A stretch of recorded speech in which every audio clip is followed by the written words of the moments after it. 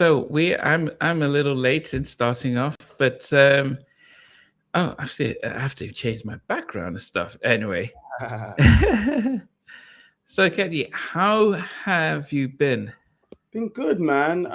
Thanks for having me back on first of all. But no, I've been good, man. Like since we spoke about the show coming out and Black Ops Series 2, and it's been received really well, man. Like the series premiere did work really well, and yeah, we're you know I'm getting a lot of lovely messages. So that's really cool. Really. How hard is it? Because it's one thing to write it, another thing to put it together, but the promotion of it, what's that been like? Like a whole whirlwind, man. I'm gonna be on Morning Live on BBC One on 9:30 on Friday morning. So got to go do that. Got to go travel up to where am I traveling to Manchester to go film that. So that would be cool. That'd be a nice thing to go and talk about the show with the good folks up there. And but no, it's been fun, man. We've had a lot of radio spots. We did Nick Grimshaw's show on Radio 6. We was hosted by Jam Supernova was hosting that, and that was great. And then we did Remy Berg's on One Extra, and it's just good, man. It's a lot of fun. It's a lot of fun talking to people and getting the word out about the show, because you can take for granted that you have a show out and you're just like, oh, it's on TV, and like actually going out. It's like campaigning. You're letting people know. A show like ours, we can take for granted that it's on BBC One, but BBC isn't the same. It's publicly broadcasted. As glamorous as it might sound to our friends across the pond, it's still publicly broadcasted. It's a national channel, so as such, it doesn't have an unlimited budget for like billboards and stuff like that. So you have to it's kind of an honest way of promoting a show. You go out, you shake hands, and you talk to the people, and so that's really good. Yes, okay. But yeah, Black Ops Series 2, but for those in the States, when would they get it? Would it be on Hulu yet? It will be on Hulu. Like, well, I think we're still sorting out the Hulu, like the further episodes and all that type of stuff. But Series 1 is already out on Hulu. Get a lot of messages from my stateside folks about them seeing it on Hulu and things like that. But Series 2 will be soon. Okay. Hopefully on that platform as well. All right. So you chose The Chronic 2001. I did, and I know your show is very R&B based. I could have done an R&B album, but like I kind of love, so to people used to the sounds of L.A. Reid and Babyface and without any cursing. This isn't the album for that, but it's one of my favorite albums ever. Are you serious? Yeah, it's one of my favorite albums ever. I think it's the best produced hip hop album ever, and this is the best engineered hip hop album ever. Like I really do. Yeah, it was. So I was listening to it as I was making my commute to London. Clean version. I don't know if there is a clean version, but I was listening to it and I was thinking, wow, it was difficult because it was quite a lot of. I think when I was listening to it, I was remembering that actually, goodness, as back in the day, this song, hi Michael, this I was saying back in the day, this was no different than say. The main Chronic or Snoop and all this stuff. But I think there was a part of me that was listening to the lyrics of whether it was Snoop, whether it was Hitman, and it felt that they were, and I remember that actually West Coast gangster rap, it felt like they did as much as they there was a sense of how they treated women based on the lyrics. Yeah. That actually listening to it now, I was like, wow, this is really toxic. The way they just talk about women. Big time. And look, it's really interesting because it's like it's such a contradiction to kind of who I am, like the album. Like, you went Catholic school and you're hood. I'm hood adjacent. I grew up in the neighborhood, but I'm not, on the fringes. But the album came at a really interesting time in life. I remember, I will never forget the day I went to Our Price and bought it. Um, Our price at our record store, like yeah, Virgin. Okay. exactly. It was like the baby version of Virgin Megastores or Tower Records as you'd have in the States, but it was like they were like like a small record store. And I remember going because this album dropped November 16th, 1999. So I had like You remember the date? no, I remember it really well because I had some birthday. My birthday is November 1st. My birthday is November 1st. So I had some like birthday money saved up or whatever, and I'd basically been tracking the album. This was like not burgeoning internet, like the internet had been popping, there'd been fan forums and all that type of stuff. But I remember tracking the album in real time. It's so interesting because Dre and Snoop had only really started doing records together that year again. Like Mm. Snoop had dropped an album earlier that year called No Limit Top Dog. It Oh, was yeah, a I like second. that album. It's a great album. It's a Mm. great album. It's one of my favorite Snoop albums. It's a brilliant album.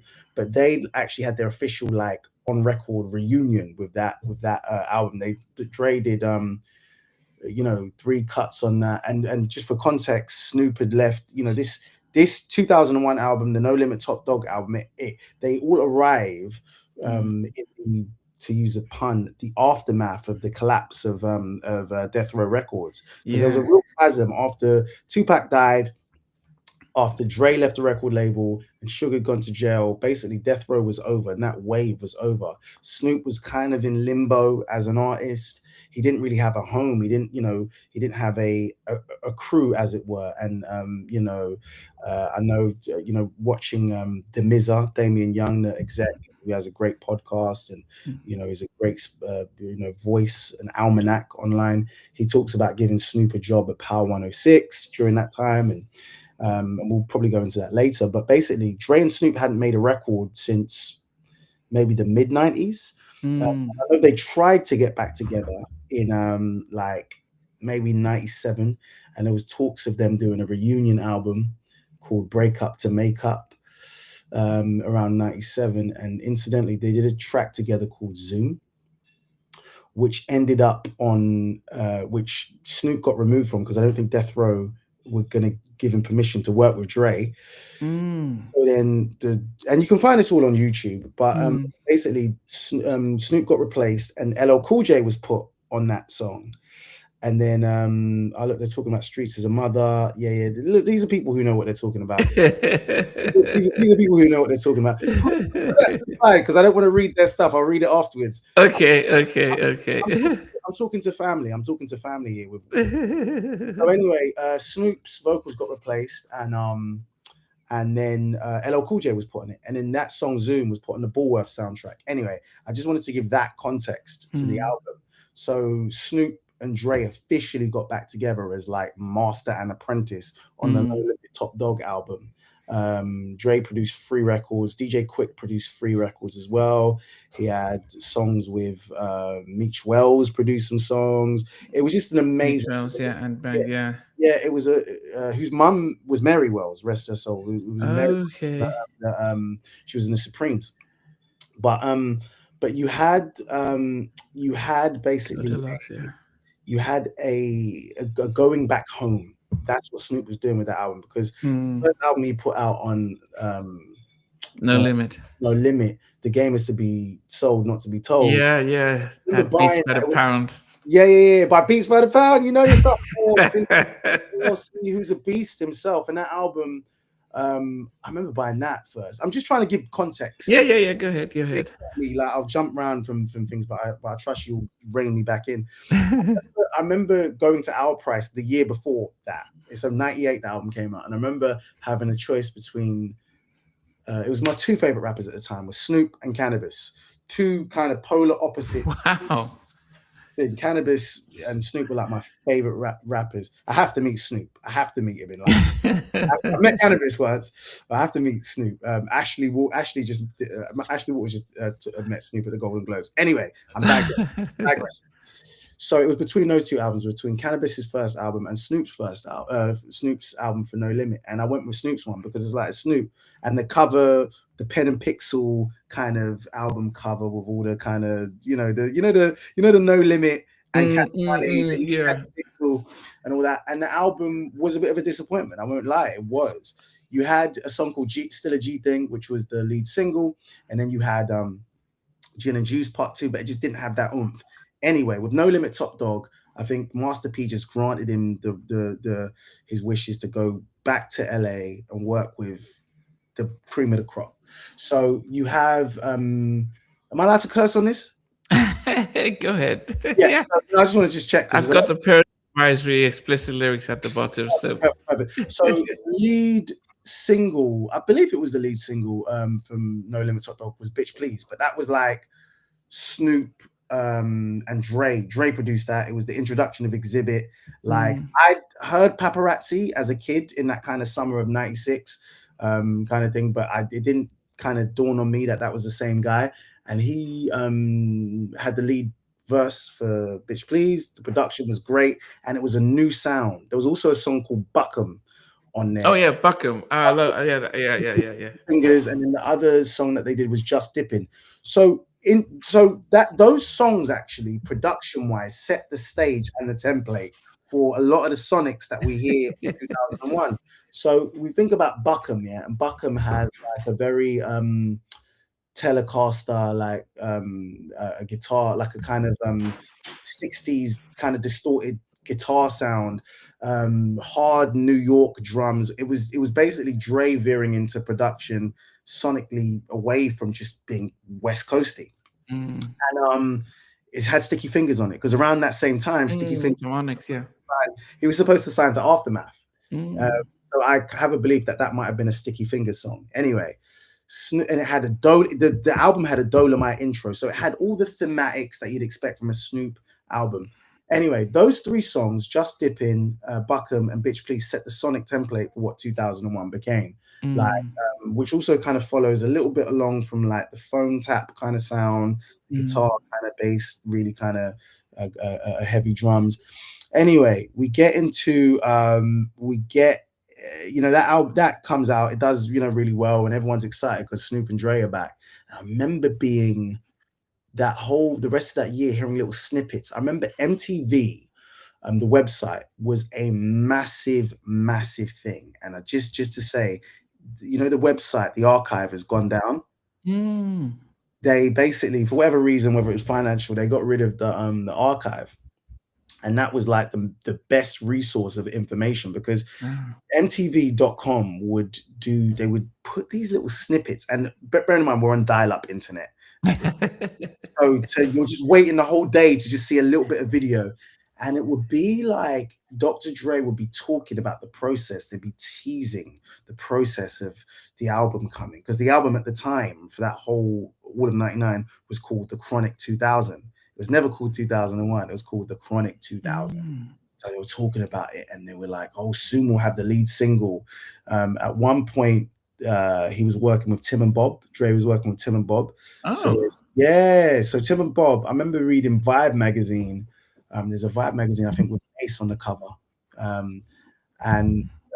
Basically, Tim and Bob did two singles. They might have done a bunch of them. One of them's leaked. One of them's called Hey You.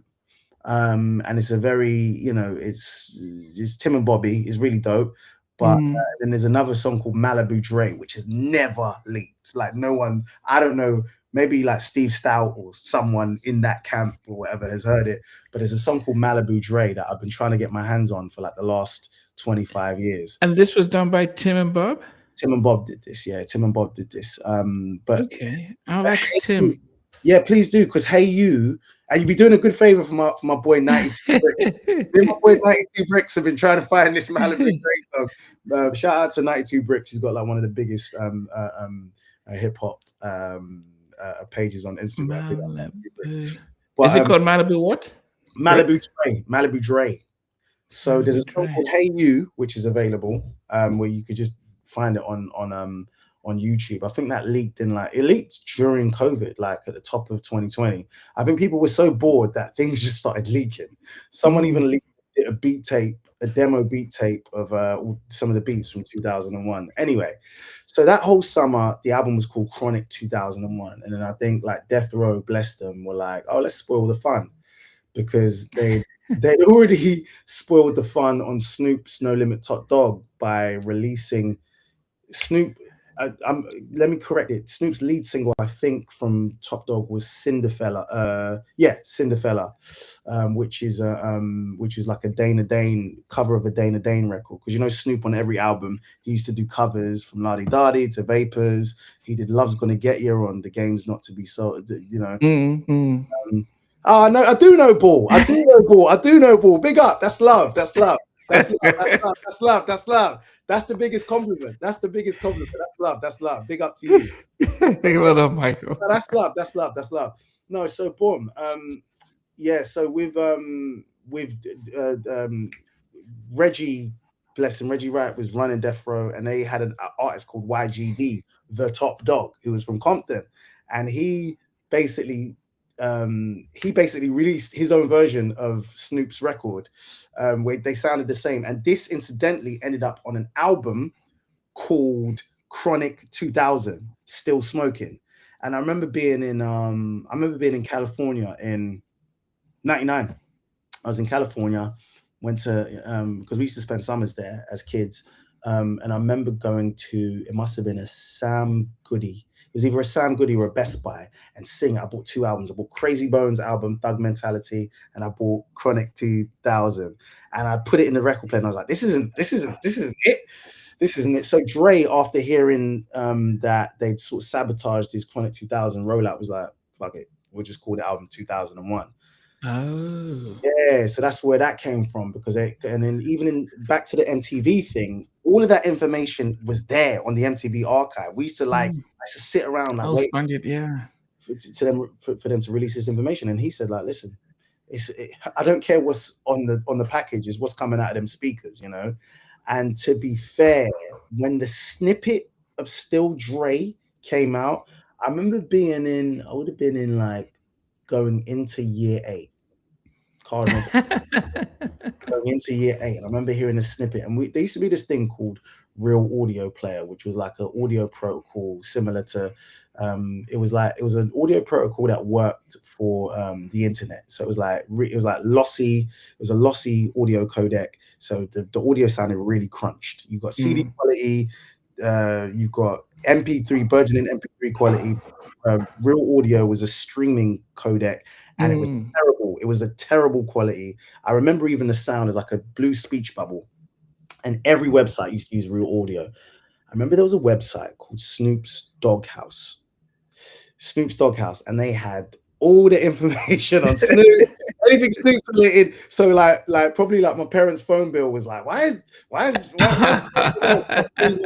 Doghouse? They had all the unreleased stuff, and this was like just tapped into my early internet nerdery.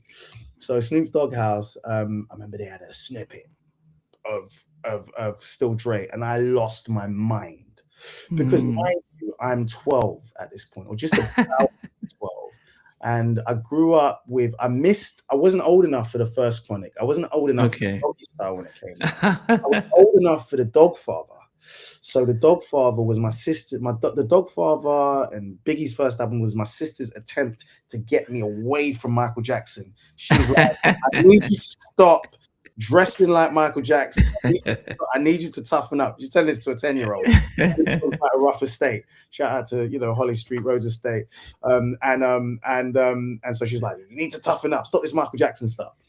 So I lived Snoop's second album, Dogfather, and then when I got a little bit older, I went back. I mean, I knew some of the singles, but then I went back to Doggy Style. But I remember that when I heard the snippets of 2001 of Still Dre, from that Scott Storch Key intro, I was like, what is this? So my parents have a pub, and above the pub there was a apartment. And I remember my dad had a computer. That's where we had internet at home, and we had a computer above the thing. I remember listening to it in that room, and I was like, what the hell? What is this? Because I'd never heard anything like it. And then I read Dr. Dre did again. There's an interview somewhere on the MTV website where Dre talks about how they made that sound because it was a big thing. It was a big thing. They were talking about like it's a combination of a piano and a ukulele. I remember it so clearly. And he talks Wow. about the blunk, blunk, blunk, blunk, blunk, blunk, blunk, blunk, blunk, blunk, blunk, blunk, blunk, blunk. They were talking about what went into like what sounds composed that thing. It's not just the piano. Anyway, and I remember that's what entranced me because mind you, I'm 12. I already Mm, play guitar. I'm like my like I also remember like around that time 11, 12. One of my best friends, Yannick, shout out to Yannick. Yannick had given me a tape. I had grew up with Eddie Murphy coming to America and all that type of stuff. We had Raw on tape. I'd never actually watched it, but Yannick actually gave me Delirious. He gave me a copy of Delirious, and it was because of Yannick that I was like, oh, let me go and start listening to some Richard Pryor as well. And so there was this thing that happened where it was just I was at the perfect age to get that out, to get the Chronic, to get all those things because this kind of there was just an awakening. There was an awakening mm. stuff. And I remember November 16th coming, going to our price, taking my little money, buying the CD, putting it in, putting some headphones on, and being like, whoa, I was taken somewhere. I was taken somewhere I'd never been before. It was the cleanest hip hop album I'd ever heard. It was the best Sonic movie. It's a Sonic movie. And we're looking at the cover now, and album covers play such an important part of how you receive an album. Because mind Mm, you, in an age pre easy access to visuals, pre like, oh, I'm just gonna look on YouTube. mm. What you have, like your cover, your inlay card, even what my background now is basically was the back of the inlay card. You can't see it properly, but it's Dre and his co-producer Melman in Dre's warehouse, which I don't think he owns anymore, but he called it the Terror Dome. It's where he keeps like, thousands of records, and this is just basically set up to show them sampling records. It's got like an MPC 3000, there's an SP 1200 there, and I don't know what keyboard that is behind it. Maybe some kind of like Kurzweil or something. I don't know. But anyway, that thing sets the template because I looked at the album cover. I was like, "What is this? This is futuristic. This is a Chronic leaf. What is a Chronic leaf? You know what I mean?" And then I looked at that thing, and I looked at the records. I looked at the tech behind it, and it wakened a few things in me because after that, I just became obsessed with this thing of making beats. I became obsessed. I wanted to Ah. know how he did this. I wanted to know how he made this and how he made it so clean because I'd never heard anything sound as from hip hop anyway, sound that clean, that precise. And and that album changed my ears and the way I thought about music. And that's not hyperbolic to say that, from a hip hop perspective, it really did. Because the album, you close your eyes from the moment you hear the THX deep note, the THX sound.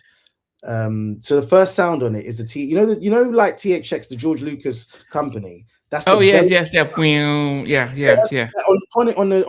on Lolo, the intro to the album. That's THX Deep Note, and Dre actually Mm, got sued for that. Like George Lucas, I think he wanted a million and a half or whatever. wow. And I remember, but by him using that, he's going, "I'm taking you on a movie." So also in hindsight, as like a grown man, you're going, "Oh, don't take this literally. Don't I never took it. I wasn't gonna go suddenly join a gang. You know what I mean? I wasn't gonna be like calling women out their name. It was like watching a Sonic movie. And then to hear it's Exhibit and Trey D, one of the West Coast greatest rappers, one of the greatest rappers in hip hop, Trey D. They're on the intro. At first, I thought it was Corrupt because it sounded like Corrupt, and then I looked and I saw, oh, it's Trey D. And Trey D is one of my favorite rappers ever. He's amazing.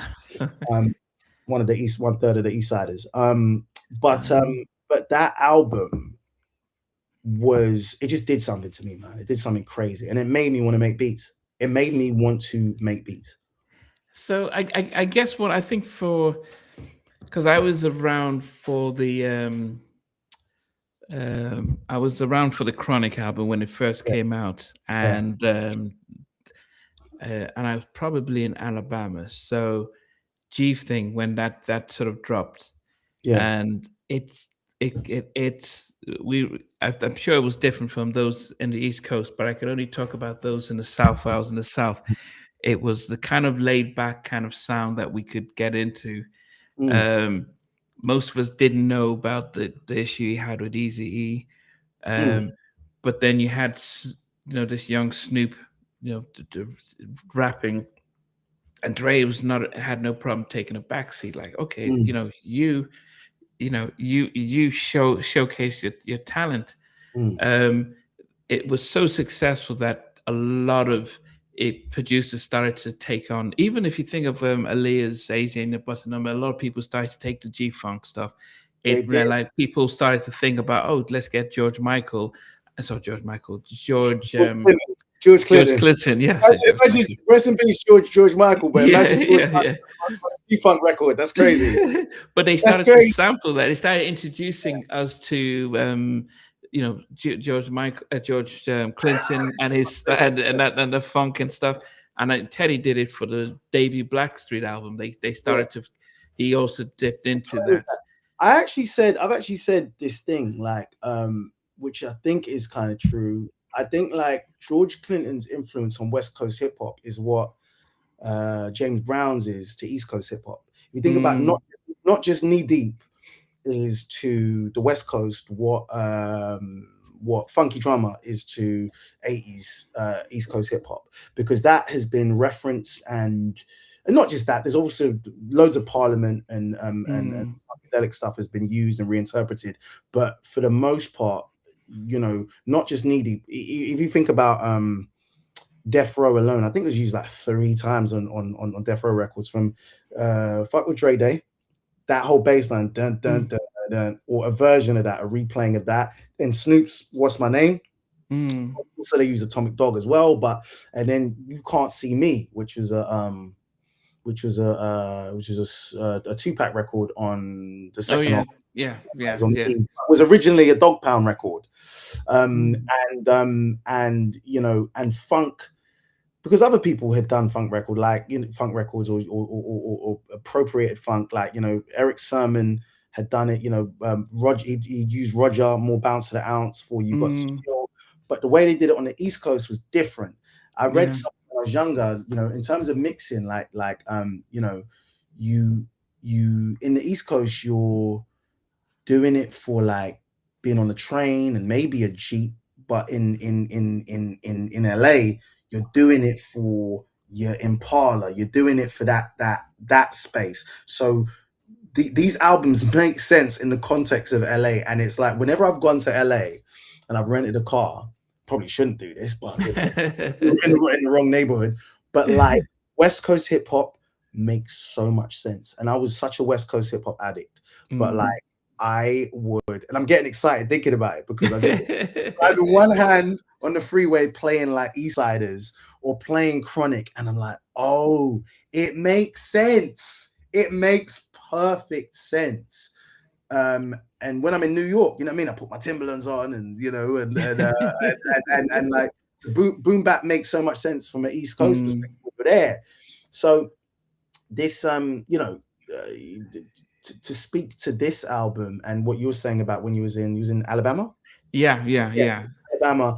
What Dre did with the first Chronic was a paradigm shift. Now I wasn't around. Mm, I as a student of the game, I mm, I read and I talk to like my elders about how much of a game shift it was. But just marking Dre's sonic development. If you think about what he was doing, mid 80s, World Class Wrecking Crew, playing like mm, electric kind of stuff, and then Straight Outta Compton, very very East Coast referencing, very break. mm, Think about the title track, Straight Outta Compton. It's like they sample what they sampling. They sampling the Amen Break. You know what I mean? They're sampling that. It sounds like a Bomb Squad record. It's very mm, frenetic, it's very loud. It doesn't have any of the hallmarks that we'd later associate with like West Coast hip hop, whether it's the Moog or anything like that, any of those synth wines. And then it's only by the second NWA album, a little bit from the EP, oh, shout out to this guy, man. Thank you, Michael. We'll rap. Yeah. You're gonna confuse me, man. Okay, I don't want to in your comments. These are scholars. I know you got scholars on your thing, man.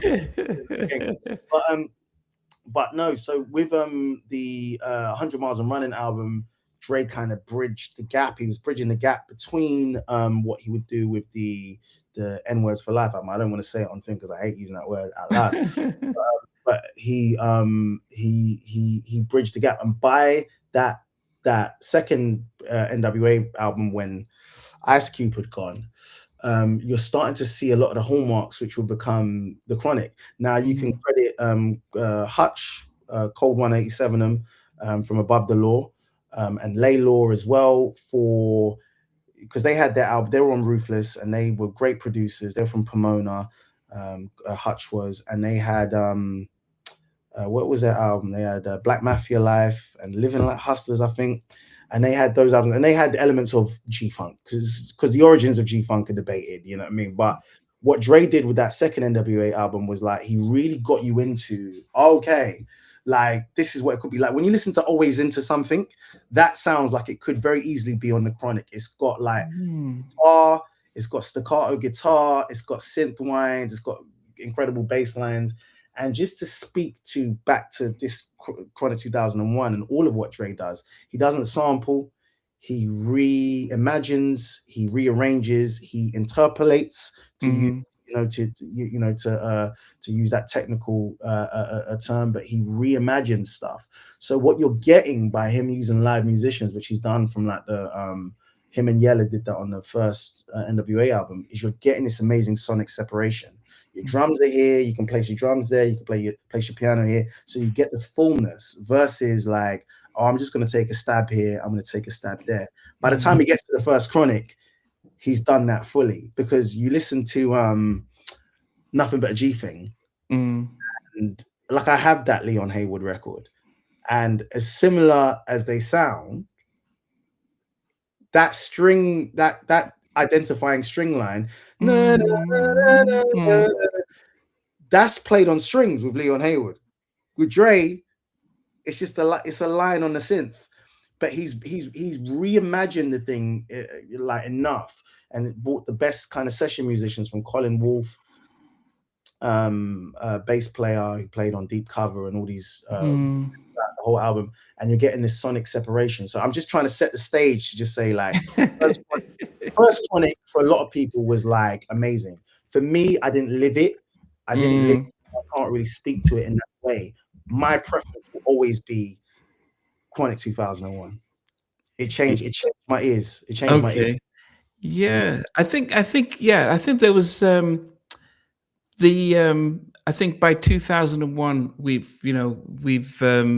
moved musically, things had changed by the time we got into the 2000s. Even R&B wasn't on his top game, and we had we had a lot of the Backstreet Boys, Justin Timberlake, so Timberland, so things were moving, and hip hop was pretty much at its starting to peak at its powers, with DMX and Jay-Z and everything like that. I think the East Coast sort of got their act together, because in the early 90s, they were still happy being an underground group, just doing their little records, going gold, and that was cool for them. And well, the West Coast were just doing quadruple platinum. They were platinum. It was like, and I think, look, Tupac kind of used that a lot, that sales as a marker of success, or like or of dominance, of cultural dominance, because he was dropping with All Eyes on Me, that came out and kind of outsold Snoop's first one. Snoop's first one did like 4 million at the gate. Best debut ever until Get Rich or Die Trying. And then, Tupac's All Eyes on Me went 5 times. That was a double CD too. Double album, exactly. Yeah, exactly. double album, yeah.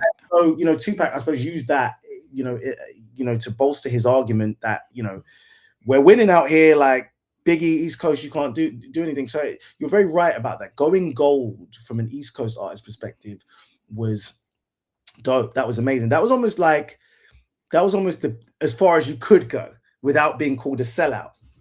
And it's really interesting that that culture of remaining underground, because it is actually a thing that I suppose, look, we do, like I suppose it might limit people in terms of what they their ambition, because selling out was such a bad thing. Late 80s, early 90s. Oh, a Henny Savant, my guy. What do you mean? A Henny Savant. That's a Henny Savant's one of the most talented guys on the roads. He's a G. A Henny Savant, you know. Sorry. So I'm just finding out. That's one of the good guys, man. A Henny Savant, great producer, great MC. Like he's the guy. Sorry, can you get rid of this bar? I don't want to see the. we've got to give it a shout out. But I think, as I said, when I moved to the States in '93, and the East Coast stuff was I couldn't connect to it because it was very much, here's our little community. We're going to talk about our community and stuff. Yeah. And then when first the Chronic came out, Mhm. it was Hollywood. It was telling a story and painting the stories. It was beef on a different scale, but it was very much dramatic. You know, and it was a different type of storytelling Yeah. that became a lot more pop culture. So whether it's gin and juice, Yeah. Oh, you mean, all of that stuff, people who aren't natural hip hop lovers yeah. could listen to and not even understand what they're talking about, but it sounded fun. You know, I think when a lot of East Coast was, you know, the DJs and scratches and their beats were stuff where I can't really connect unless you're from the East Coast. So it was a big divide. do you know one of the things that and this just goes back to the point, the thread that I was on, which is about like limiting yourself, being seen as a sellout and all that type of stuff. Hammer sold 10 million. We used to have that "Please Don't Hurt 'Em" Hammer on tape. So ubiquitous. But the reason why the Hammer thing connected in the way it did was melody.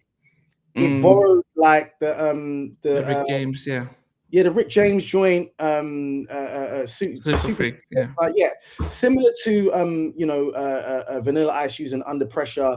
It had an identifying line, and that's what gives pop culture sensibility. East Coast hip hop was particularly at the turn of that decade was anchored in obscure loops, jazz loops sometimes, without any melodic identifying line that like grandma, grandpa, or soccer mom can be like, oh, na na na na na na na na, or whatever. And I'm not decrying, not decrying. I'm not sort of denouncing East Coast, because I'm an East Coast kid as well. But like that was the thing, and it also, but this goes into this idea of selling out or not selling out. Is like the more esoteric you can be, the more kind of huddled you can be, the more Jansport you can be, the more revered you are. But that's not paying the bills. Yeah. You know, look, you're not supposed to talk about Puffy. You know, you're not supposed to talk about him, but you have to just be honest in saying that, like, the cues that he took from Dre and West Coast were like natural. You take kind of those cues which are kind of anchored in R&B. What is the melody? What is the thing that I can repeat? That's why Biggie's Ready to Die. If Ready to Die didn't have Big Papa, which borrows from Between the Sheets, the Isley Brothers tune. If it didn't have that with its West Coast synth line, which borrowed liberally from Dre and Dre's influence, if it didn't have that album might not have walked across the street to gold and then later platinum. Obviously, it had Juicy, but the reason why Juicy was crossed over was because it had female chorus, like an R&B chorus. Total who sang that. So there was a lot of cues taken from Bad Boy from the West Coast. But back to the point of, you know, that you're saying is that like Dre and them sonically clean, production wise, and not just beat production in terms of are we making a song, was unmatched. And look, you know, we talk about that first Chronic, And one of Dre's things, which you talk when you talk to artists or you talk to people around the aftermath camp, they'll tell you that one of his kind of key things is he'll give you a name song. So he'll Mm, give you a song like as a lead single to introduce yourself, which I think is really genius. mm, So he didn't have it for himself necessarily, but on Snoop's album, he had "What's My Name." Snoop Doggy mm, Dogg had that. Exhibit had X. Eminem had what? Hi, my name is mm, Dre. We talk about producers, and like I think there needs to be, particularly in hip hop, a distinction made between beat makers and actual producers. Because in other genres, there'll be a vocal arranger, there'll mm, be a vocal producer, there'll be an arranger, uh, mm, and there'll be like session musicians and instrumentalists. Like Quincy Jones didn't play keys on Thriller. You know what I mean? mm. Shout out to Filling Gaines and the rest of the crew. But Dre, look, we can see in the back. Dre knows how to work the MPC and the SP 1200, all of that type of stuff. Dre's gift, more than just being able to make beats, is his ear, man. He has the best ear in hip hop. Well, that's why Steve Stott tried to, claim that he produced these tracks, but he brings You in mean Scott sounds. Storch? You mean Stuff, Scott Storch? yeah, Yes. Scott Scott, yeah. But Dre is like, well, yes, you can bring elements to it, but there's a full package. How you would rap over the beat, what are the drums coming in? So yeah, you could Yeah, say, yeah, Dre, look at this, the sound, yeah, yeah. and it's like, great, that's great, but I need to add in some of this, some of the horns, I 100%. need to. Like I love Scott Storch. I think he's an amazing musician, great producer, and he had a run. He had an amazing run, but there's a reason why Dre has lasted. He probably needs to update his California Love lyric. I've been in the game for 10 years making rap tunes. He's been in the game for like 30 plus years, and he's evolved and changed with it, bringing different sounds. All the producers that came in with Dre, or that contributed in some ways as whether beat Mm, makers, or they might have given samples and all that type of stuff. When you take Dre out of the equation, put them on their own, mm, they haven't broken artists. You see what I'm mm, saying? They mm, haven't broken artists, or they haven't been able to put an album around these people where you're like, oh snap, top to bottom. I remember around this time, around the late 90s and just in the 90s in general, there was only a few people, producers that could produce a whole album on people, and you could name it. You could say Pete Rock could do a whole album. He did it with CL Smooth, Primo with Gangstar, top to bottom, mm, shows mm, everything. RZA, and then on the R&B side, you've got Jermaine Dupri, who crossed over into hip hop as well. But like, there was certain producers that could top to bottom give you a full package album and deliver the thing. And with Dre, and say with the Scott Storch kind of conversation, Storch has been quoted as being the nitrous oxide to 2001. I think that album really got moving once Scott Storch came over from the Roots and played keys, because there's some demos that exist from like the early 2001 sessions and stuff, and the beats are cool, but like I think Still Dre was the thing that made it go, oh, okay, cool, we've got a single now, we've got a thing. And I think it's only track 4. It's track 4, but it's such a template for the rest of the album. It has all the things the album has. When you think about the new use of synth in it, there's not one whiny synth Moog line in the whole album. I don't think. You mm. mostly dealing with like maybe some cool Triton stuff and some ASR and Kurzweil, just technical geek stuff. But you're dealing with really hard drums. You're dealing with those keys, those kind of baroque kind of keys and strings Mm, and sections. And like, as a student of this album, like, you got to credit Melvin Bradford, who came over from Pittsburgh to work with Aftermath. Melman is like one of the architects of the Aftermath sound, like, and is one of the unheralded elements of this album, man. wow. Okay. Well, I mean, we can start with track one and Oh, go down to the end. I mean, so the first one is the the what show? uh Oh, no, go on, no, sorry. it's, yeah, intro Lola with Exhibit and Trade. I mean, I mean, short and sweet in that. But I mean, what was your thoughts on? That just sets the stage because it sounds like a starry night in LA, and Dre's in his garage and he's hitting switches, which just lets you know it's basically a low key thing to say the West Coast is back, because you can hear. And at first, before I knew what anything was, I was like, "What is that?" And then you get older, and you go, like, "Oh, there's the hydraulic switches for an Impala." And actually, Rockwilder used that sound, the switches sound, on Front to Back from Exhibit's album. So if you listen to Front to Back, the choo choo choo, that's the percussive framework for Rockwilder's beat on Exhibit's Front to Back from his Restless LP. But that's Lolo's cool. I think the use of the THX deep note sets the stage for, like, oh, this is cinema. We're getting a movie with this.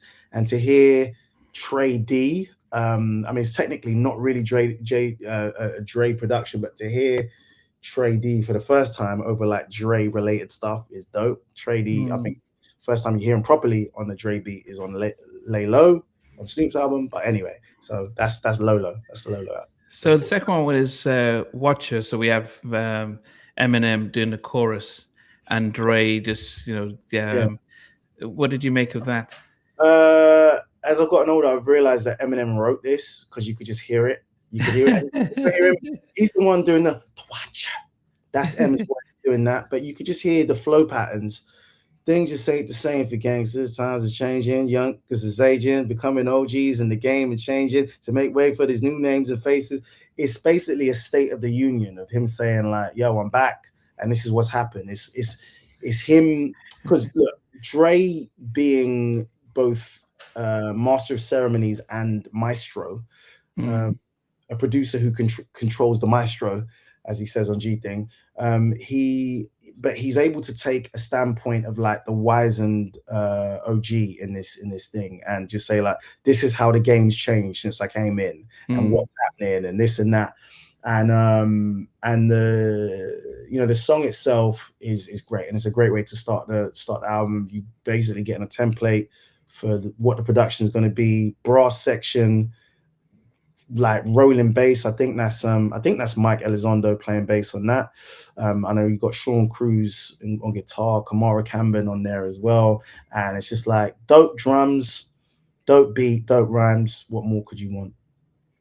And then we get to FU, Yes, featuring Devin the Dude and Snoop Dogg. Yeah, so I'd never heard of Devin the Dude before this, and I remember hearing a snippet of it on somewhere. It was like some website that was selling the album, and you just got a 10-second snippet. I was like, what is this? Because the way the guitar is being manipulated, and there's some claps that go with the snare, and it's a very sexually provocative tune for my young ears, but I love it. And like Snoop hadn't flowed like that on a record for years. He sounded between Dre and DJ Quick, and to some degree Pharrell, they're the best at getting a vocal performance out of Snoop. Like Dre knows how to produce Snoop. He knows how to mic him, he knows how to EQ him, and he knows how to push him, and he knows how to get him to write. And I know DOC was in those sessions as well, so they can push him. But Devin the Dude I'd never heard of from before. But Devin the Dude was part of a crew called Odd Squad, and I'd gone on to cop his albums after that. Devin the Dude is incredible voice, and that's one thing that Dre is like really incredible at finding voices to go. Devin the Dude, Southerner, he's just got this incredible drawl. And one thing that the South unfairly got criticized by the East about is that their lack of lyrical ability and all this type of stuff, which is a misnomer, because Devin the Dude can rap with the best of them and be funny and be interesting. So it's good to hear them on this record together. And Snoop just comes in at the end and just tears it up, man. We had the lead single, which was still Dre. Yeah. I mean, it's folklore that Jay-Z wrote the lyrics for Dre. Yeah. But we get the keys, the famous Steve Scott Storch keys, just playing almost like keys with a harp, kind of just that stuff. And I think it's Hype Williams video, but I can't It is. recall. You're correct. It's a Hype Williams video, but it's not a typical Hype Williams video. It's not Yeah, what but you. he was doing a letterbox, but He was now doing it. a letterbox, and it had like a funny, but it had a funny thing with the letterbox. There's a lot of green in it, and they're Mm, driving down Crenshaw. They're in a blue Impala. There's a beach thing. Eminem features for a little bit, and weirdly enough, in the video, because I'd heard so much about this Hitman guy. I was trying to find him. I was like, "Who's Hitman? Who's Hitman?" Now, as I'm older, I'm like, "Oh, there he is." But like, I was like, "Who's this Hitman guy? Who is he?" And it's Snoop and Dre with DOC in the back riding around, and you're like, it feels like a continuation of the G Thing video in a lot of ways. Like those guys in the parlor just driving around, and it's just, I remember, was there a making of for that video? There might have been a making of for that. I know there was for Forgot About Dre, but that is a great lead single, incredible lead single, and it's as an example, it's one of those kind of club classics. Like, it's one of those club classics that just like the average white person will put on. That's how you that's your barometer that it's kind of hit kind of folkloric or was that like mainstream levels. Like, oh, let's just put on Still Dre. But also, it was good to be able to see Snoop and Dre reuniting after all these years. 100%. We get into Big Egos Yeah, featuring Hitman. yeah, yeah, yeah, yeah, Um, yeah. yeah. What did you think? Loved it. It's a great kind of album track. Incredible drums on that, really big, chunky, crunchy drums on that. Piano, it kind of continues the kind of use of piano from Still Dre. Great synths on there, great verse by Hitman. And I can't remember what it samples. I want to say it samples a John Barry, or it replays a John Barry tune from the Persuaders. That's I could be wrong, but I think it samples or it replays a John Barry thing from the Persuaders thing. But anyway, don't quote me. And then at the end of that, you have a little skit. It goes into a skit that Hitman sings, actually, which is like a kind of replay. Love them. Exactly. Of Love Don't Live Here Anymore. I think they're leaving a like voice message to some lady called Tammy that he's dating. But funny, it's supposed to be the version. It feels like it's the version of These Nuts for this album that Warren G did on Chronic. So it's it's cool. It's a Big Egos is cool, and that little outro to that song is cool. I think Explosive was yeah. What about that? That features Corrupt, Nate Dogg, and Six. Yeah, and 6'2" is one of DOC's artists. He's an incredible artist himself, and he had a record out. Dre's produced quite a few records for him, but Explosive is just like it's an iconic record. I think Chris the Glove Taylor might have helped co-produce or co-write that. I think he's uncredited. Don't quote me. Let me see. No, he's credited. Yeah, Chris the Glove Taylor. Yeah, cool. yeah, he's credited on it. Yeah. Taylor was involved in that, and that samples Isaac Hayes Bumpy's Lament, which I think Erykah Badu had sampled the same year for Bag Lady. I think she sampled it for or replayed it for Bag Lady, but that track originally was called The Way I Be Pimpin', which Royce the 5'9" wrote. So it was a solo record by Dre, and that leaked really early in the process, because I remember that coming out like, oh my gosh, amazing. And Dre was rapping, telling pimp stories, but I think he kind of correctly said, let's just take this off and make this a song. Let's give it more Nate, Hitman on it, and the track's iconic, man. Incredible production, incredible drum pattern. And Kanye even says that like he based his whole early Rockefeller production style off of this beat. So Can't Be Life, Can't Be Life, Never Change, things like that. He used that drum pattern as the kind of template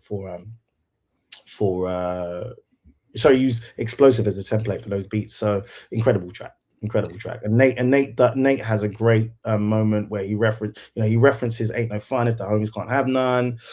It's just great. It's a great tune. And And Corrupt's verse, by the way, I remember we had this builder called Jim at my mum, who was doing some work at my mum's house. I remember he came in while I was playing it. And Jim was, older Irish guy, and he was just telling me off like he was listening to Corrupt's verse, and he was like, "Bitch, bitch, bitch, bitch, bitch. What's this all this about? Is that what you're gonna grow up to be?" I remember he told me off for that, and I was like, "You don't understand, Jim. This music's amazing." Like, uh, oh, we've got a track that I think, yeah, Exhibit. A yeah, track that. What's the difference? Yes. yeah, that samples Charles Aznavour, mispronouncing his name, old kind of French jazz record. That's an amazing record, and then Blue Cantrell sampled it later. Dum, Yeah, dum, dum, dum. but this is an example of why this album is great. Dre's not strictly speaking sampling. He's not taking that thing and putting it in the MPC. If you listen to it, everything is separated. So he's replayed everything. There's a horn, there's a trombone or whatever going out of one ear that's playing the main line, and everything is replayed from the open hi-hats, from the ride hi-hats, to give that kind of big orchestral feel, because it feels like a messy orchestra. That's what it feels like. And this is a crazy record. Dre talks about, his old. I've never worked out if he's actually talking about Ruthless, or he's talking about Death Row in this. Because he's telling the story about back when Q was rolling with Lorenzo in the Benzo. But he says a line, speaking on reunions, move units, then talk shit, and we can do this. So I don't know whether he's talking about, I can't work out whether he's talking about the Ruthless guys, or if he's talking about I would doubt. I think because they had made peace they made by that time. I think a lot of this was after he had to leave Death Row with yeah. left everything, left 100 million on the table, and just walked away. It could have been in And reference to. It could have been in reference to the Death Row, because they were and by so, 2001, they weren't really doing anything. no. But on that Chronic 2000 album, there was basically that album and Two Gangster for Radio were mostly about Dre and Snoop. They're mostly basically records aimed at Dre and Snoop. But what's the difference? The original version was had Hitman on it, who had an incredible verse. So you can find that on YouTube. The original version, that Hitman's verse is incredible. His verse is crazy. But yeah, I think maybe Jimmy Iovine or someone thought like, oh snap, there's too much Hitman. Hitman's verse was crazy. And then Eminem comes in with the kind of anchor verse, and a typical Eminem verse around that time, talking about Kim and. Yeah. I thought that not track 8 was bar 1 with Eddie Griffin. One. Yeah, which samples, I think samples Cannibal Adderley, Pounding, and it's just, and that goes into, it's just basically them at a bar, because there was a bar in LA called Bar 1. I don't know if it's still there, and then it leads into one of my favorite beats on this album. Lightspeed featuring Hitman. Ooh, I love this. I love this beat so much. I think Dre's verse is dope. I think Hitman's verse is dope, and the beat is just right to it, man. The kick in this beat. If you want to test a sound system or something, or you want to test your car sound system, this beat's crazy. One of my favorite beats on the album. I've heard Eminem talk about Forgot About Dre, and how he the sense where people had especially after he did the Firm, and Been There Done That, it felt like, oh yeah, man, I think it felt almost like he was they could call it washed out. And I think signing Eminem before he did this album, almost like, oh, Dre's back. It kind of saved him. It kind of saved him because the Firm album, the Aftermath album, if you think about it, Dre didn't he had his hand over that album, but the album didn't, apart from Been There Done That, it didn't have like massive singles and all that. Mhm. He kind of takes it out of his canon of like solo albums or whatever. But the Firm album, I think that needs reappraisal. That album is actually pretty dope.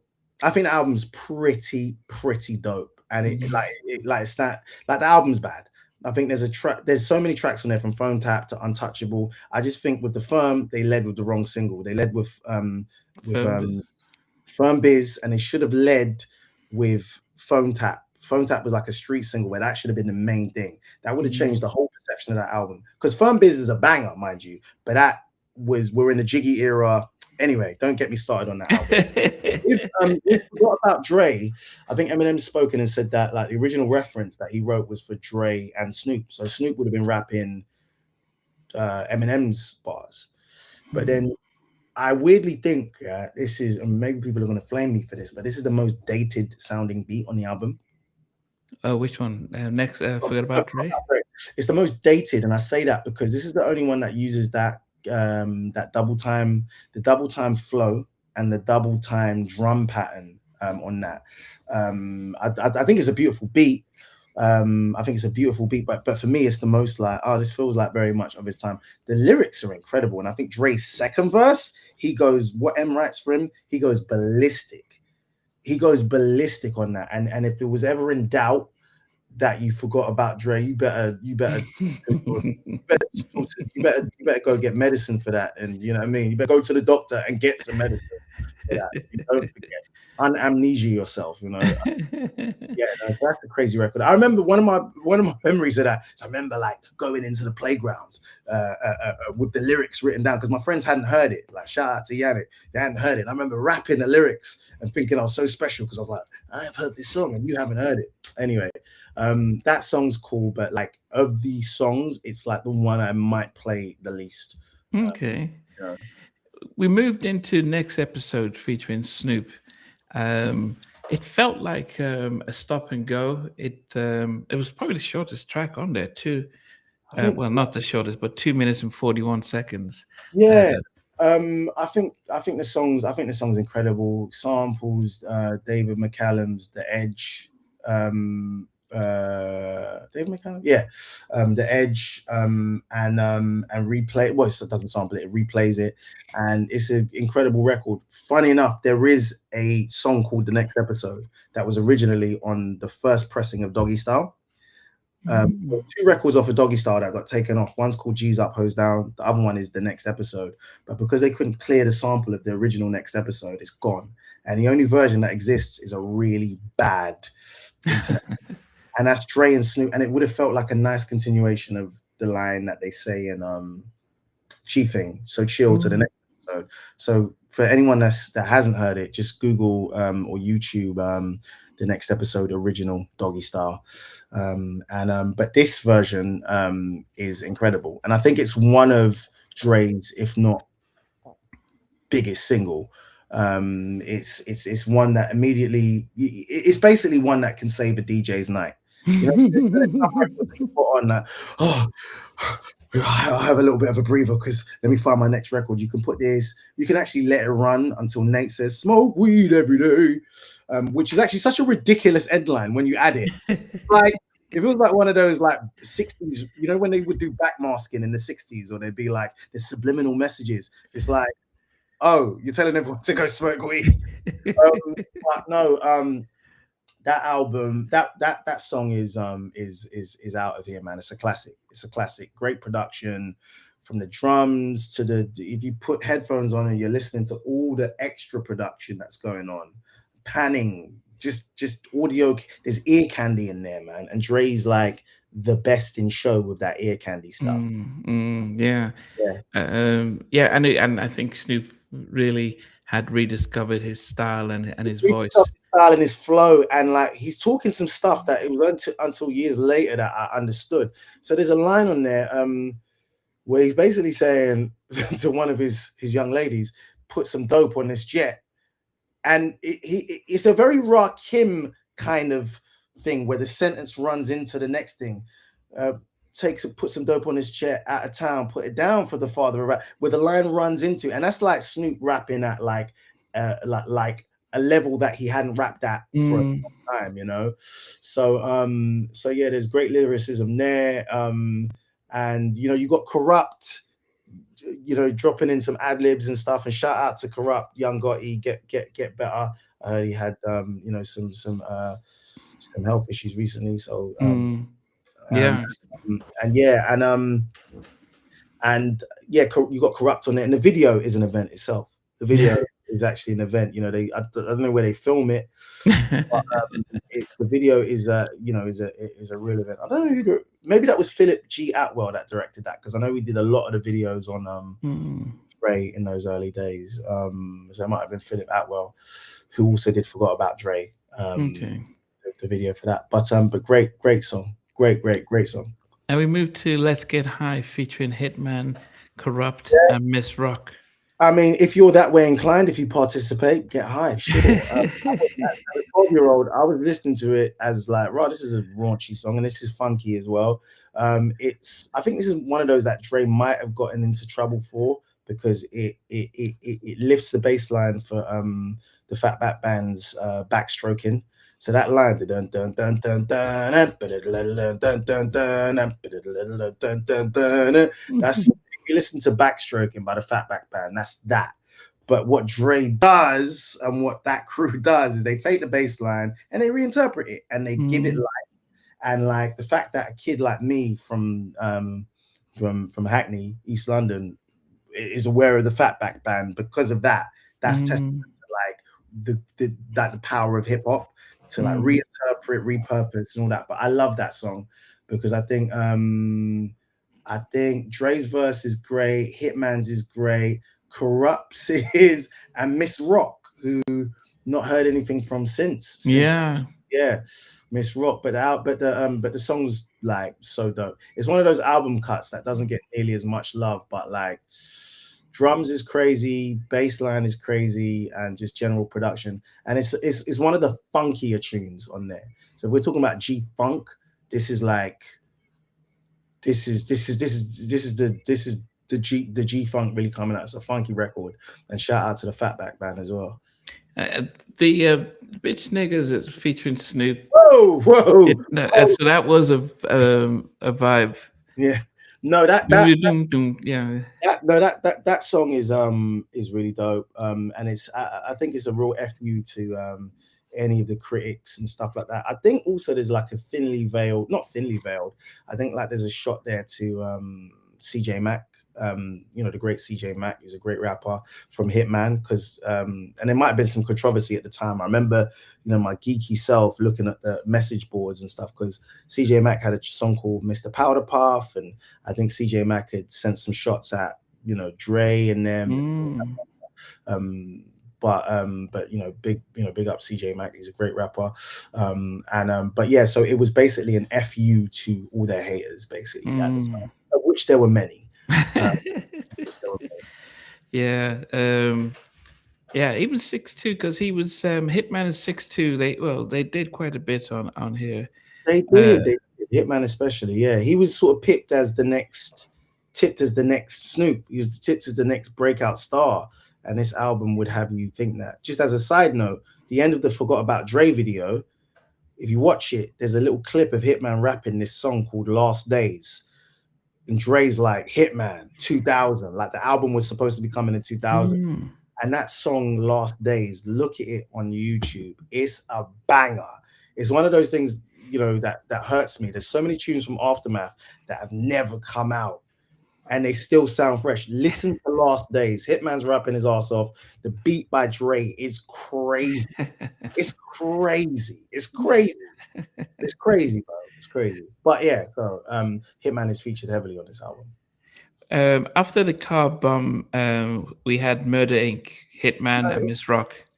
Crazy record, man. You've got they're reinterpreting John Carpenter's theme from Halloween, the piano line. Okay. Yeah, maybe people had sampled it before or replayed it. Well, they never replayed it like this, and that's the magic of this album. Dre has the wherewithal to be like, yeah, I just want to replay this, put some drums around it, and the drums on this, you know, some of these drum sounds I can hear throughout the album. Like they're either drums that have been pitched up, pitched down, re-EQ'd or whatever. You can just hear it. And Dre, the drums on this album changed my flipping life. They're the best drums I've ever heard on a hip hop record. This is when we used to care. This is when beat makers used to care about drums, and everyone wasn't using the same packs of drums. You actually had to go out, sample drums, clean them up. You know, look, I'm just going to show the people this issue of Source was that? No, Scratch magazine. Okay. Scratch magazine. It's like Dre talks about his production process in this, and he talks about sampling. He's still sampling records for drums. He's still sampling records for drums and using those drums, cleaning them up. So the drums on this album need their own special shout out. Yeah, because I just got here is that Melman on Melman the drums. He knows. Magic, this guy knows. This guy knows. But I said that earlier. It's that Pittsburgh sound. What Dre did on this album is he combined the Pittsburgh sound, which was like Sam Snead and Melman, and brought that Dre touch to it. Yeah. Okay, Education with LD Griffin. Yeah. But people like this skit and I didn't love it as a kid. I was like, yeah, I get it, but I just want. And Eddie Griffin's like hilarious and whatever. Yeah, I was like, yeah. But this also samples. This is actually a sample, not a replay. This samples Diamonds Are Forever, because in my other life I'm a James Bond nerd. So it's a version, an instrumental version of the Diamonds Are Forever title track from some compilation or whatever. So yeah, that is a direct sample of a version of Diamonds. I don't think the skits were as good as the Chronic. They weren't. So the ones with Snoop were really good. The ones like with Snoop and he's talking about Little Half there, they're fun because it's always good to hear Snoop in his element talking because he's just naturally funny.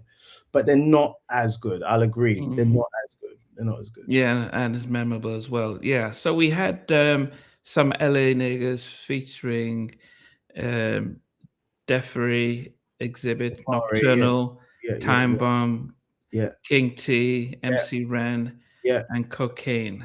Yeah. Love it. I mean, if you look at it, if you break it down, they're all doing this start-stop flow because the beat stops. There's always a pause in the beat where there's just silence. And what I think the concept is great because they're all borrowing opening lines from classic West Coast songs. So like, so in my younger days, I used to sport a rag, which is passing me by the Far Siders. So in my younger days, I used to sport a shag, you know. So and then King T's like, I'm coming straight out of Compton with a loose cannon, smoking big green, call it Bruce Banner. You know, you got that. You got Exhibit. I can't remember who Exhibit's. I'm gonna get flamed for forgetting Exhibit's. Who Exhibit's referencing, but they're all referencing something. You got Ice-T 6 in the Morning reference in there. It's a really great record. It was kind of, and it's MC Ren does the intro. I would have loved an Ice Cube verse on it. You know what I mean? To just kind of be like, all right, cool, we're back. But then they later did Hello and Chin Check, you know what I mean? Yeah. So that's all good. We had Housewives featuring Corrupt and Hitman, which was originally on Corrupt Streets as a Mother album. So there's a version of that on Streets as a Mother. But yeah, there's a version of that, which I think Streets as a Mother came out around the same time as 2001. But no, I think it's a great song. It's a great song. It references Corrupt, references Sugar Hill Gang. Shout out to Corrupt, man. He's one of the greatest rappers of all time. Corrupt was not. What's his name? Daz was absent from this album. Yeah, I wanted to say that was kind of in my notes actually, and I think, look, I'm not going to I don't want to get into problems with Daz on like, I mean, he doesn't know who I am, but like the Dog Pound are like one of my favorite groups ever. I think they're one of the best rap groups ever, and Dog Foods is a canon hip hop album. One of the sadder things of recent times as a hip hop fan is to see the fallout between Dre and Daz. But it's always been something that's been there. I remember like late 90s, you know, when Daz wasn't on this and Corrupt was, and then Daz wasn't on any of Snoop's, hasn't really been on any of Snoop's solos since since Dogfather, but they have Mm. their own internal problems. That's family business, but it's really sad because you know, and it's also one of the things that was missing from Snoop's Missionary album. I was like, I just want one reunion record with everyone, and Daz was absent, but I think I know why. Because Daz in so many interviews has gone and derided Dre and what Dre did or didn't produce or whatever on those albums. But Dre's just like, I'm just gonna show you how good I am. Like, you're good, you're one of my good apprentices and proteges, but I'm gonna show you like you're not me. And so I think that's really it's sad because you want to hear Daz has one of these flows that is inimitable. Like the way Mm. Daz bounces on a beat is like he's Daz's flow is no one does flows like Daz on a beat. But yeah, he is missing from this album. Mm. But I think it would have been too much of a liability because also Daz was missing from the Chronic tour, from the Chronic 2000, from the 2001 tour. From the Up in Smoke tour. He was missing from that because I just think he would have been a liability. So it's just like Yeah. Snoop, like, I'm blessed. I don't want to jeopardize our relationships over here. I have loose cannon. So yeah. We is it Acolyte? Act Right. Yeah, featuring Hitman. Yeah, that's the Hitman solo record. And people, when I was back in the day, people complained about this record because I was like, oh, too much Hitman, too much Hitman. I love the record. I love it. I think it's a kind of cool. It was just showing you the faith that Dre had in Hitman. Hitman was actually, I think he was co-managed by Taz Arnold from Sarah Partners. Because if you look at Hitman's publishing on that, it's Big Yacht Publishing, and Big Yacht Publishing is I think that's Taz's production or publishing company. But yeah, I think that's how Taz and Sarah got involved. They were weirdly involved in the album. I think they might have even been the people that turned around and said, just call it 2001 after it's called 2000. I think Taz gave that to Dre, I think. But yeah, Act Right is cool. It's not like a memorable one in the same way. Like, people don't talk about Act Right.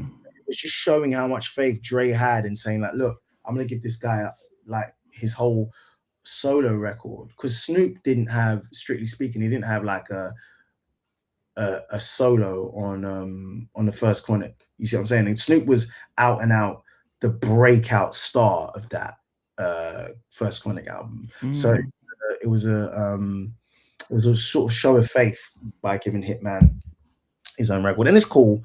Like, I know, I play it, and it's a great beat, but it's not. You wouldn't say like this is a classic record, but I love it, and I love Hitman as well.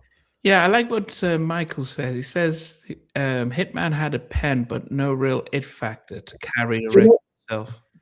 Big up to Michael Brown, and look, I love Hitman, but the problem is, and this is the thing, it goes back to something I said earlier, which is about story. Now, on Hitman's solo single, which was going to be one of the first singles, Last Days, listen to it. It's basically his version of a Dre introduction record. I said Dre has like, my name is, what's my name? Hitman acronym for highly intensive tongue talents making all nervous. That's what Hitman stands for. That's why there's 2 T's in it. And that was his thing. He had one article in The Source talking about him coming out, and they were like, oh, can you give us any information on you? And he was like, oh, I'll reveal that when time comes out. So there was a lot of mystery.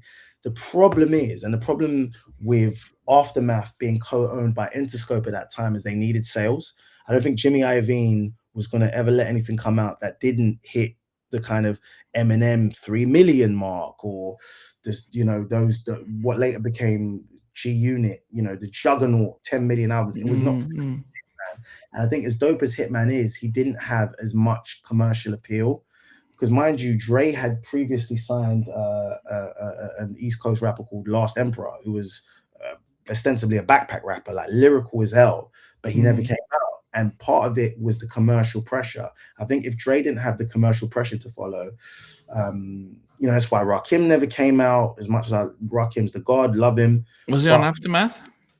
Rakim was on Aftermath, signed in 2000. They were supposed to drop an album called Oh My God. It never came out. There's smatterings of singles that are around, but that's why Rakim Truth Hurts record. That was supposed to be his intro to Mm, coming out, and there's smatterings of records. Like Heat by 50 Cent was a Rakim beat originally, as was In the Club, I think. But just to speak to Hitman, Dre's artists, his marquee artists, barring Kendrick, who was his own entity, they all have a level of story that you can latch onto. What is Snoop's story? Long Beach, Rolling 20 Crip, sold drugs, this, that, the Philip Walder Mariam case, all of that type of stuff. Even though Tupac wasn't his artist necessarily, he still mm, came out under his auspices. Tupac came with a story. 50 Cent came with a story, shot 9 times. Eminem, the whole stuff with his mum. All mm, of these marquee artists require a story because that's how the public latch on to the thing. Versus like, let's just say Rakim sign, and Rakim is the god MC. Like Rakim's thing, he's not going to bring guns out. He's going to be talking from an observatory level. So Hitman, mm, similar to Bishop Lamont, was in that space. They were like mm, in that kind of West Coast Nas kind of space, lyrical monsters, and could really deliver you some great, amazing verses. But what was the story? I think that was the mm. commercial appeal. That was a little rant, but it was just to give That is fine. on Hitman because he was a phenomenal talent. Penultimate one is Bang Bang, Nocturnal, and Hitman. Yeah, great tune, stands up, great beat. Just basically talking about the violence in LA and talking about people still play hating, but Dre ain't changed. I'm just a lot smarter now because these cats is banging 10 times harder now. By the time they call around, and you can tell like Eminem's pen is on there. That's like the prototypical Eminem 98, 99 Mm, flow. Like, but it also shows why Eminem's like a really great writer for Dre. He can get mm, in Dre's head, and he's a great ghostwriting or co-writing or just writing is just great. mm, Jay-Z did it deftly with Still Dre, where he basically gave Dre's perspective, and the writing that M does for Dre on this album is great. But you can tell that's some Eminem flows, and the record's cool. Hitman is on there as well, as is Nocturnal, and Nocturnal was another kind of aftermath adjacent talent. He was also from Long Beach, and he was sort of going to follow in the kind of Snoop footsteps, but he dropped The Way I Am. He dropped that album, which had the Knock with Missy, that Drake, mm. a couple other songs. But this Bang Bang is cool, and it's a kind of cautionary tale kind of song, but it still bangs. Still bangs, pun intended. Was Nocturnal on the? He had the Chronic. Oh, the Compton album. No, I don't think he was on the Compton album. He had a song called Bad Intentions that Dre did. That he did with Dre for the Wash soundtrack. All I really know is your hoe wants to be with me and she ain't playing and what I'm saying. So they had that tune that was produced by Mahogany for the Wash soundtrack. But and Dre's produced some songs for him, and Scott Storch. I think he had a single called "The Way I Am" with Snoop on it that Scott Storch produced. But and he was Aftermath adjacent, but I don't think he was ever signed to Aftermath. Okay. So yeah, so we get into the final track, the message. The Message, yeah, Um, Dre's brother Tyree, who passed yeah, away, with Mary. with Mary J. Blige and Rel from Well, Aftermath, from Rockefeller. He was a Rockefeller artist. This beat is actually the only beat that isn't produced or made by Dre and Melman. It's Lord Finesse, the great funky technician, Lord hmm. Finesse.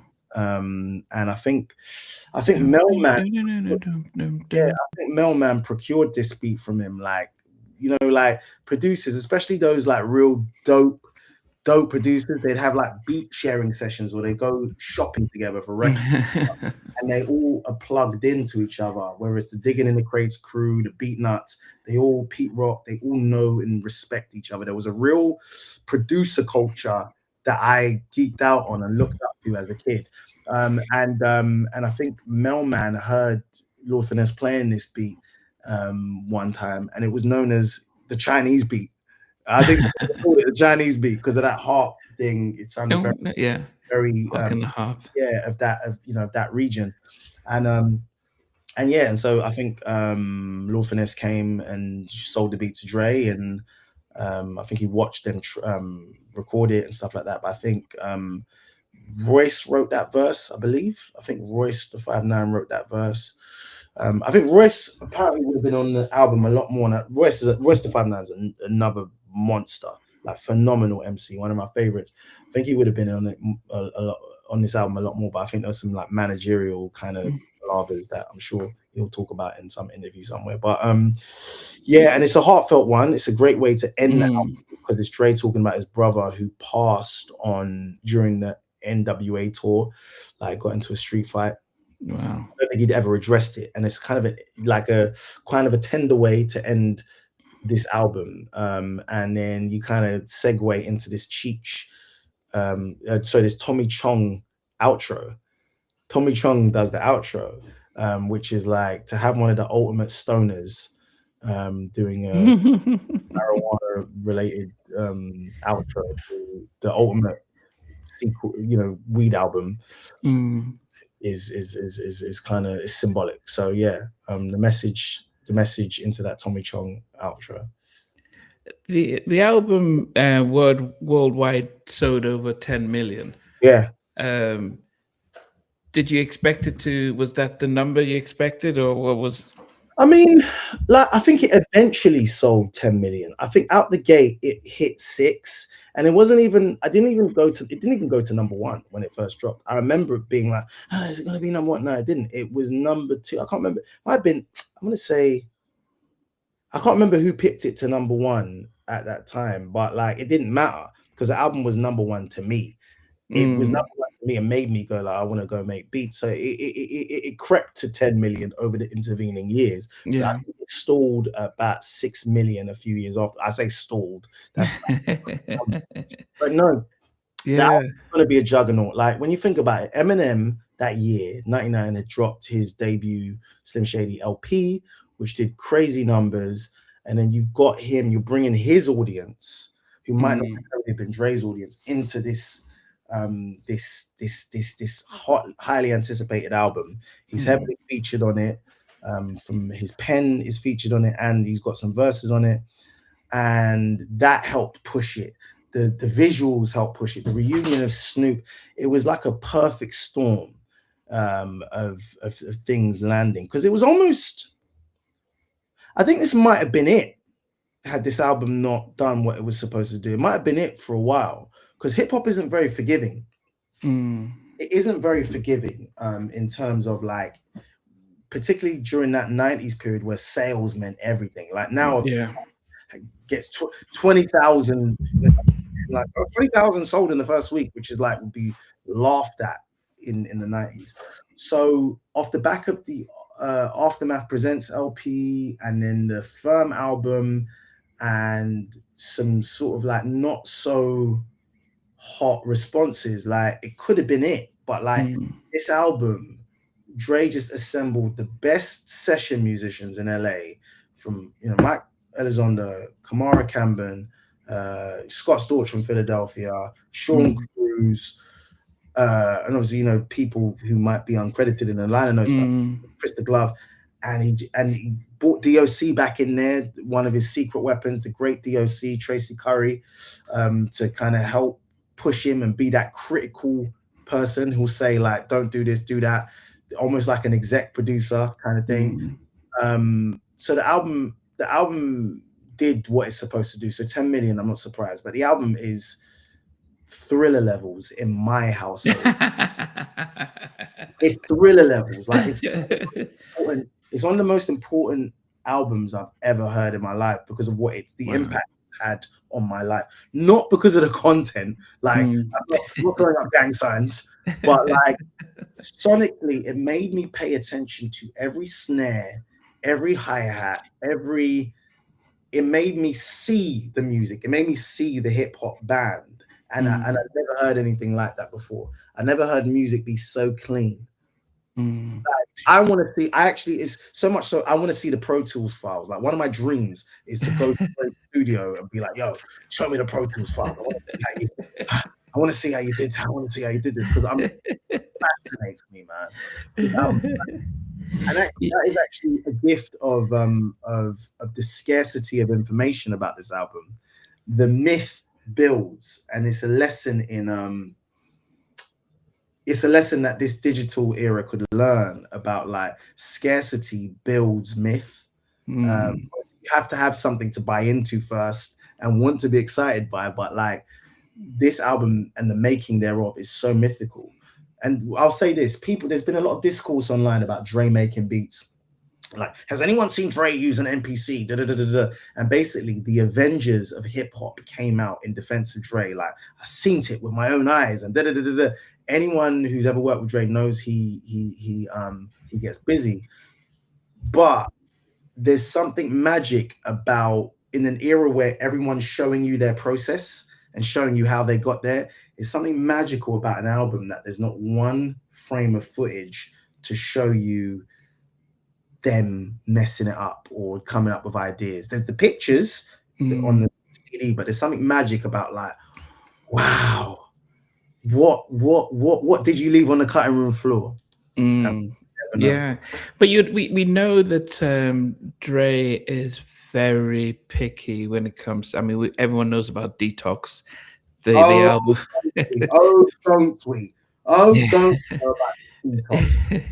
Originally supposed to be. I remember back on MTV, he was like, "It's going to be in 5.1 Dolby surround sound." Denzel Washington is going to narrate the album.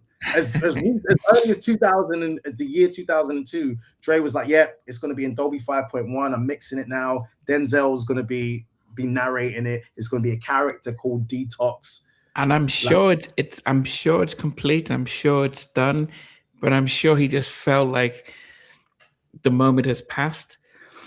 And I think yeah, there's it's important to recognize that actually um, um, that there's a moment, and by the time after this album, we had the rise of New York. So we had the Jay Z's. We started mm, having Murder Inc. doing their thing.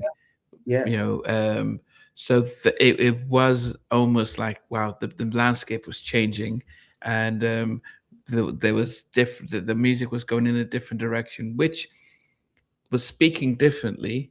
There's more like party, let's have fun. So yeah, Nelly. So the way hip hop was going was a very popular type of direction, which didn't. Um, and then Dre's like, "Wow, do I? How the message that we have from the West Coast? Are mm. we? Can we? Is it going to be drowned out if we try and release something like that?" This is what I'll say to that, and this is just as an observation. I'd say Dr. Dre's like his second or third run with Aftermath. It didn't. It less became about the West Coast. If you think about it, Dre became after 2001 dropped. Basically, Dre became Mr. Quarter Million a track. So we think about it after 2001, we got Bilal, we got Fast Lane and Sally from Bilal's album. Dre was coming in and dropping singles, and they were like events. We get Family Affair by Mary J. Blige, Mm. which is a floor filler. We get Dre was still doing blockbuster things, but it wasn't West Coast related. If you think about the 50 Cent album, that's Dre. Dre mixed that, produced like 6 records. Like, so Dre realized that, like, yo, if I pigeonhole myself to California, that's amazing, but like it's the world. I want the world. And like he while he kept his foot in California with, he dropped the Games album, one of the West Coast saviors at the time. But he was branching out. He was Mr. Quarter Million a track. He was releasing you get one Dre track for your album. You're talking about Let Me Blow Your Mind. You're talking about Rich Girl by Gwen Stefani. You're talking about all these records, and like it was more branching into that exec producer thing because the 50 Cent album was such a juggernaut. And then I think you're right in saying that yes, the East came back, the South came and changed the game forever. Like we're still in the Oh, rapture. Cash Money. Yeah, yeah, we had the Yeah, Cash Money yeah, because but of. post Cash Money, you know, we're in a rapture of that Atlanta thing. The Mm, Atlanta's reign has not ceased. They've had a ceaseless run since like the early 2000s. So, but then Dre's smarts are like, well, okay, cool. I'm approaching my 50s. I'm in my 40s, my 50s. I can keep producing. He did Busta Rhymes' album Big Bang, which is one of Busta's best produced albums. Um, and actually he moved into the exec role and the label exec role, and then Beats came along. I think by the time you're into product and you're making billions, you're kind of going to yourself, and I'm just saying this as an observer, you're kind of going, mm, do I want to sit around making beats and having this sonic acuity and caring about every snare and mm. every hertz, every 50 hertz roll off that I've got to do when kids are listening to it on really bad MP3s? Kids don't even care. Like the way I will buy a pair of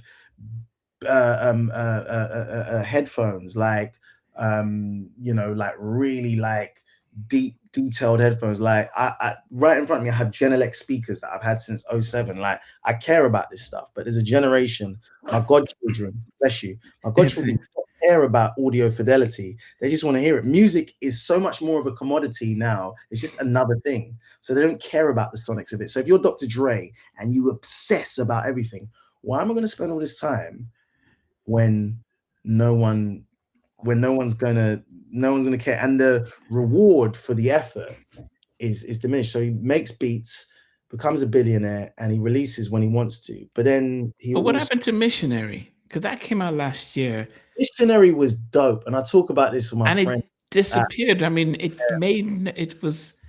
Couple things, man. Missionary was an incredible album. I think it was an incredible album. Maybe one or two songs I was like, you could have had a posse cut on there, but it was. I've always said Eminem is the most spoiled of Dr. Dre's proteges, in that Eminem has had Dre his whole career.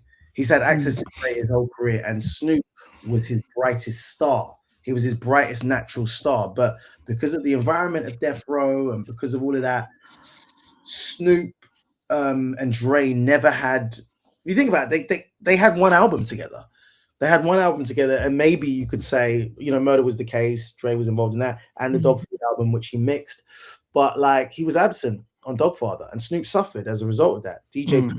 did his thing, but Snoop needed Dre. Dre's the only one, barring DJ Quick and Pharrell later on, who know how to produce Snoop vocally. So with Missionary, he locked Snoop in.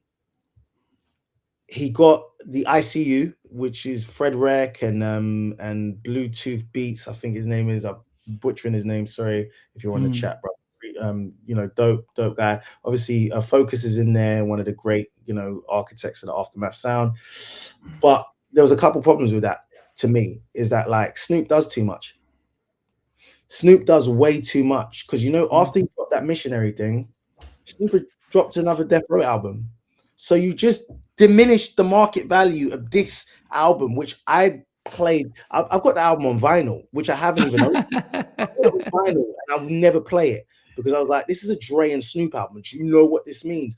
From the intro where they sample Stakes is the Dre replays Stakes is High. Well, in fact, the intro is People Make the World Go Round, the stylistic / Jackson 5 record, and then Snoop. The first song is a reinterpretation of Stakes is High by De La Soul, and then like you've got Into the Blue, Out the Blue, which is like I forget the song, but it samples this obscure like record, and then it also reinterprets Paper Planes by MIA.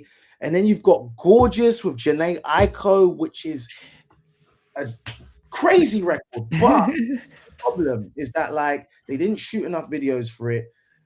And I think the rollout, as good as it was, Snoop was doing too much. And then the other thing that happened, unfortunately, the elections happened and the inauguration and all that.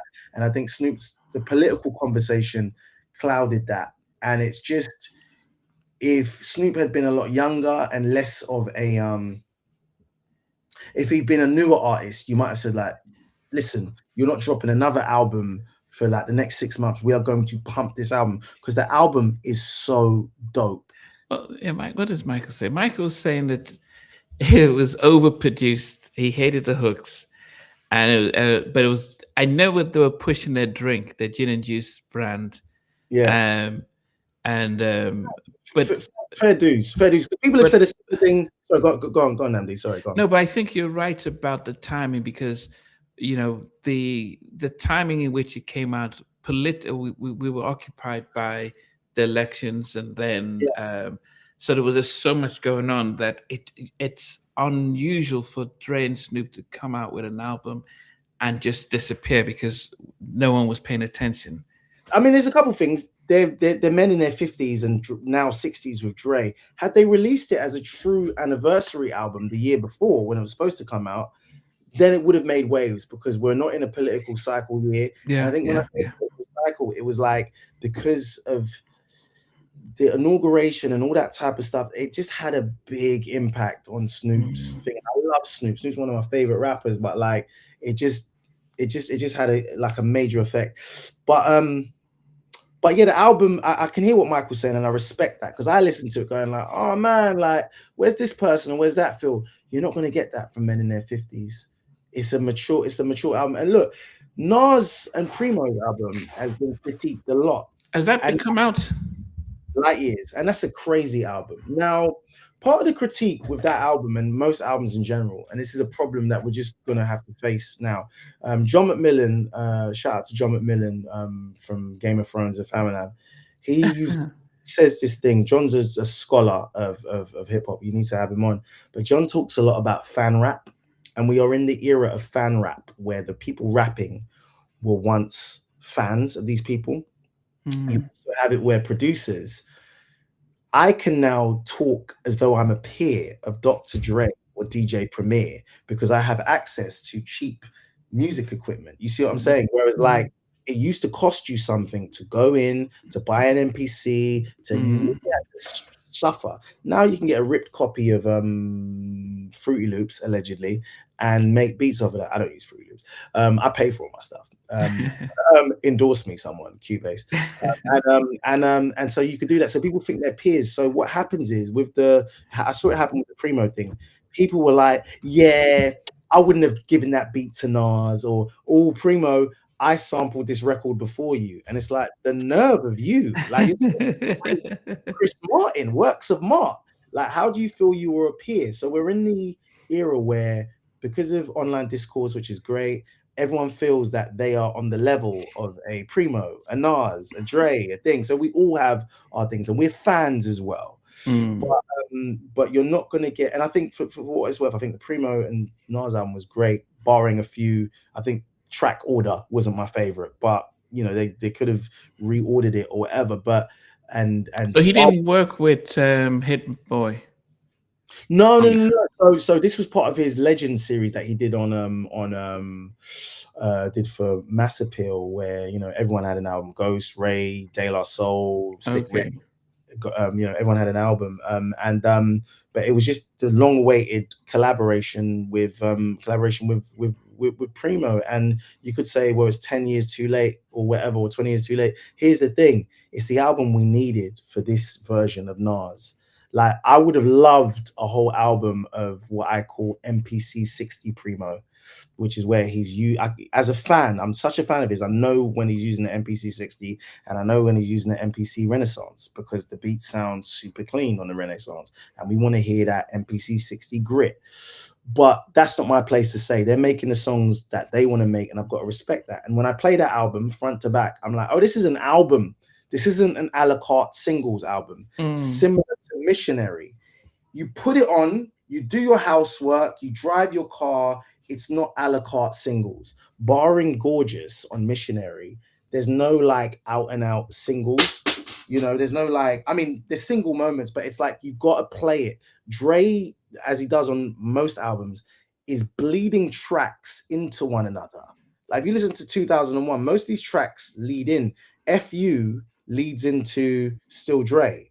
You can hear the last effect of FU into Still Dre. Dre makes albums. So I think like we're in a timeline where it's a la carte. Give me a single, give me a single, give me a single, give me a single. Most of these people that you're getting singles from could not make an album to save their grandma. It's true because the art of the album is lost in a world of like disposable music, and that's just real. So, say with Missionary, why it didn't work. You're talking about 50-year-old men make rapping. For me, as someone who grew up listening to their music, I'll play it, I'll bump it, but the teenagers aren't bumping it. That's just the reality of it. So they made an age-appropriate album, just like Primo did, and these are albums that have to play as one body versus a la carte, a la carte, a la carte. I'm just gonna listen to track 9. I'm not gonna listen to that. You know what I mean? Yeah, but also, I think if you're thinking about album sales, I mean, I mean, who's buying them? You know, the people buying If, these albums are.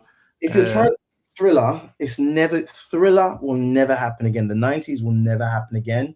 Monoculture, it could take a cataclysm, God forbid, for us to all be on one accord, but we don't. But like we will never have that moment where I remember as recently as say like 50 Cent's Get Rich or Die Trying. I remember because I was doing the Crouches at that point in time, the TV show, and I remember Robbie G.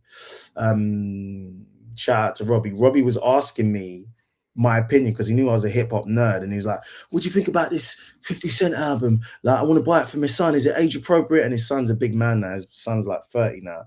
Shout out to Harley. And that was a moment where it was pop culture. 50 Cent's album, everyone was aware of it. The fact that white people were like, Fiddy, Fiddy, Fiddy, Fiddy, you know, they were doing that whole thing, you know, and then you had, you know, in that early 2000s era, you had, you know, Outkast's album was doing numbers, Confessions by Usher was a blockbuster thing. And then the last real blockbusters were maybe the decade before. Maybe we peaked with like the one of the Adele albums, which sold 5, maybe 10 million, which is crazy in 11 or whatever that it dropped. And you got Billie Eilish, but hip hop, by and large, isn't doing those juggernaut numbers like that because most people are dropping singles, you know. And there's great independent artists who've built up movements and almost cult-like movements, you know, the Griselda movement. They're doing numbers off of tours, you know. It's kind of very Wu-Tang-ish in terms of like the devotees to that whole movement. But you have we're never going to go back to the days of like people doing 3 million, you know. And the older artists get, the more it diminishes. It's just the cycle of life. It's just how it. Yeah. So I would like out of a 10, what would you give the Chronic 2001? 11. I'd give it a clean 11, man. Best produced hip hop album of all time, best engineered album of all time. This is the album you use to test speakers, to test headphones. It's one of the best sounding it's the best sounding hip hop album, and it's just a classic piece of sonic of just engineering. I know Dre won best producer, you know, on behalf of this album, but I think he should have also won best engineered album if he didn't. I mean, at the Grammys, because this album, the engineering on this album and the mixing is like excellent. I mean, if I was to, I mean, as much as I enjoyed it when it came out, I think for me there was a lot more variety in All Eyes on Me. You think? Yeah. I don't look. Tupac fans are people I don't want any problems with. I don't want any. Those days have gone. I don't want any problems with Tupac fans. I love Tupac. I love him. I think I don't want any problems with any Tupac fans because I know like they're just getting ready. But All Eyes on Me is not the album that 2001 is. I think All Eyes on Me. So yeah, it's just putting some of the people giving it rating it at 5 mics on the source. RD the Prairie Dog says no, it's an 8 out of 10. How old are you, RD? Very. How old? What's your age? I want to ask. Michael said Yeah, it. Michael Brown. He knows. Michael, the Chronic 2K is a 5 mic album. Of course it is. And they had the temerity to give it 4.5. I remember that. It's the issue with Jay-Z on the cover. I think it's December 1999. Jay-Z's the cover of the Source, and they gave Chronic 2001 4.5. Mad City is a dope album. GNX is what Missionary should have sounded like sonically. Absolute West Coast spun, but updated. Nobody was asking for nearly 60-year-old men to recreate the Chronic and Doggy Style again. No, they weren't. But I think, big up RP Prairie Dog. You're my elder, so my apologies. Salute to you. You're my elder. Fair play. If the the reason why I asked the age is because your age qualified will have some reference to your thing. So salute to you, RD the Prairie Dog. GNX is what Missionary. Kendrick fans are gonna flame me. I haven't replayed GNX since it came out. I haven't played it since it came out. I think it's one of those that will I maybe get into down the line. But also there's just too much like new nerd discourse about the Kendrick album. Like when I see certain people talking about it, I'm like when I see certain guys from outside the quote unquote the quote unquote culture talking about it and essaying on it, I'm like, oh yeah. You're doing essays and your content farming, like yeah. Last week, like stop. So that was a little bit, but no, that's a fair take from Michael Brown. He's had some very, very sensible takes during this chat. You know what I mean? And he obviously knows his stuff. Big up RD Prairie Dog. He was living in LA for the first Chronic, and that's love, respect if he was there. And you're a little bit older than me, so it hits slightly different, probably. Yeah, I was in LA during the year 2001. Yeah. I remember going to the Century Club. You went to the Century Club? Wow. Yeah, because I remember seeing Ricky Bell from Bell Biv DeVoe in the. Ricky Bell, I did. Because I lived in LA for 3.5 years, and so all those places. I love LA, man. Yeah, and stuff. But and so when I remember seeing Snoop recording the video Snoop Doggy Dogg when I went to Long Beach. Long Beach. Oh, it was on VIP Records. Was he? I remember driving by and then seeing him on the roof. And they were doing the video shoots. And when you live in LA, you're seeing. I've seen. You'd see everyone. It's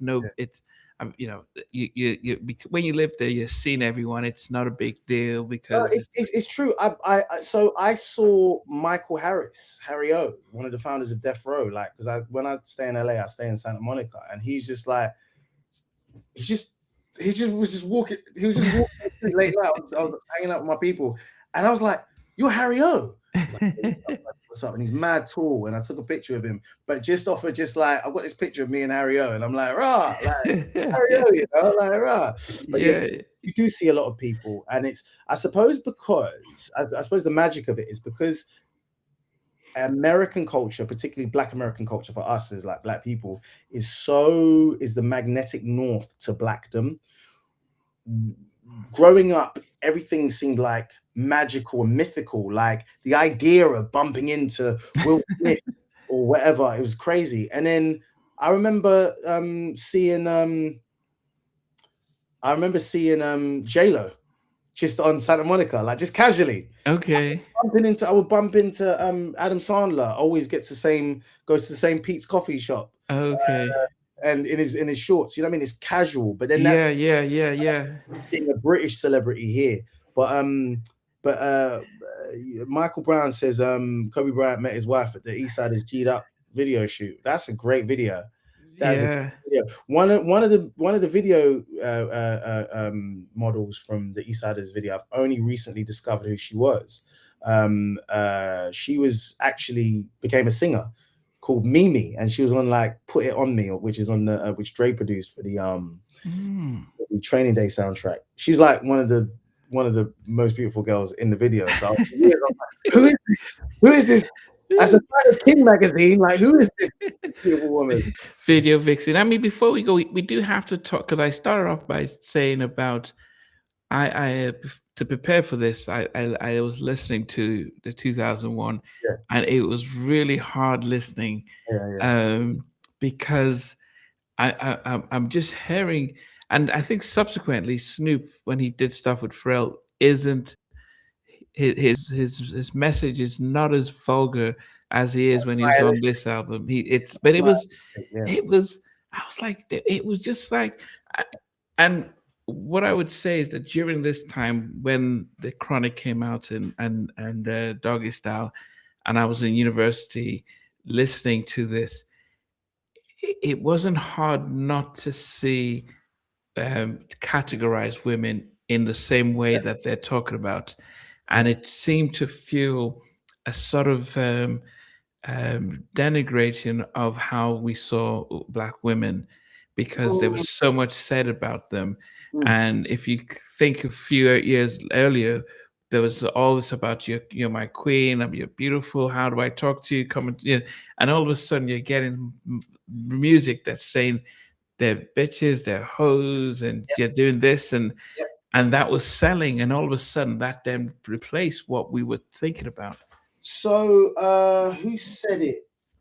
Who said it? A rapper said it maybe last year. Oh, so annoyed that I can't recall, but someone basically said about Trey and NWA ushering in death and violence to hip hop, and that aesthetic. When you think about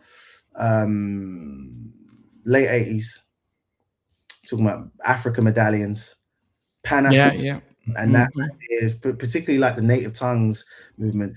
There was a point where those two things existed. I mean, look, we talk about Schoolie D, PSK, and Ice T 6 in the Morning, and there always being records that discussed the criminal life. You have Cool C and Steady B from Philadelphia, actual guys who did, gangster stuff. That's always existed, but there was a bit of a balance. I think it goes back to that thing I said about melody. At the point which it became catchy to sing those things and then subsequently profitable because of how that's what happened. I think like melody is that intangible that travels through language, race, culture. If you Mm. become it, you're winning. And so like yeah, so it was special ed. Shout out to you, special ed. Um, Very. yeah, yeah, special ed. You said it, and actually he was shouted down, but he has a point. He has a point. And look, if you're going to be able to have conversations, you need to have honest conversations about them. And I think there is a logic in terms of I mean, so I think like I think there's a logic in terms of what special ed's saying. Like when it became profitable to do a type of to bring in a negative energy because it was selling, then people kept doing it. People who never had a kind of misogynistic leaning bones started doing it. Like Mama Said Knock You Out, and then 13 Shots to the Dome, which was kind of LL's response. You see what I'm saying? Mama Said Knock You Out, Marley Marl brought LL back after Walk Like a Panther and all that Mm. stuff. And then he did 13 Shots to the Dome, which was more of a street edge thing. You had Mm. on it, Throw Your Guns and Slam and all of this type of stuff. And then it's interesting that acts like Public Enemy or Tribe and the Native Tongues got labeled as conscious. So Mm. it's like as opposed to just hip hop, and it's subcategorized hip hop. And obviously, like hardcore rap was hardcore and gangster rap, but there has to be an honest conversation about that. Now, the irony to all of this is that 2001 is still one of my favorite albums. So it's like me being a kind of level-headed person as a film goer, but saying like The Godfather or The Sopranos is my favorite thing. It's just I have the fortune of my background and my grounding and my foundation to not be susceptible to being like, "Do you know what? I'm going to call a woman to this, or I'm going to start joining Yeah, the but you know what? If I'm watching The Godfather and I'm or Scarface, yeah, I'm seeing people who don't look like me doing yeah, stuff that I'm not, I'm not going to, I'm not in the mafia. They're living in a world that is so separated from me that it's like, oh, that's entertaining. Yeah, Look at what they're doing to themselves. I and think I'm listening to this and I'm thinking that they're almost speaking to me, saying this is what these women are. and And as a young person, I was like, it just felt like, oh yes. so actually, look, the conversation here is balance because, Chuck D called hip hop the CNN of the ghetto, and there's a lot of logic to that. But at what point does it stop being the CNN and the sideshow of the ghetto? You see what I'm saying? Where people, some of whom aren't actually participating or never participated in any of the things they're talking about, are extolling the virtues of that lifestyle. Mm, Now, it's a tricky thing because there needs to be balance. It's like a balanced diet. You know that food pyramid, like you have mm, greens at the bottom and or your sugar and your sodium is the least bit you consume. If you take it as like there's room for all of it. Like, look, Nas's first album was from the perspective of a kid in the 40 side projects in Queensbridge, looking out of his project window and observing, and to some degree participating in that stuff. The second album had him as an active participant. It went from Nasty to Esco, so the whole of It Was Written was him as an active participant, almost taking on or hyperbolizing some of the stuff that he'd participated in, and he was an active participant.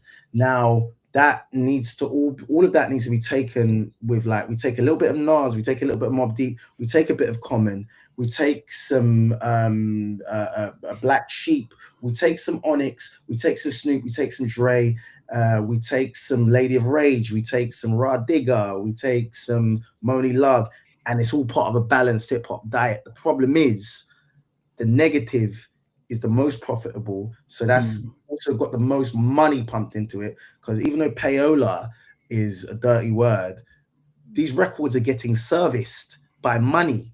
How much it costs to get a number one record then and now? It's a lot of money.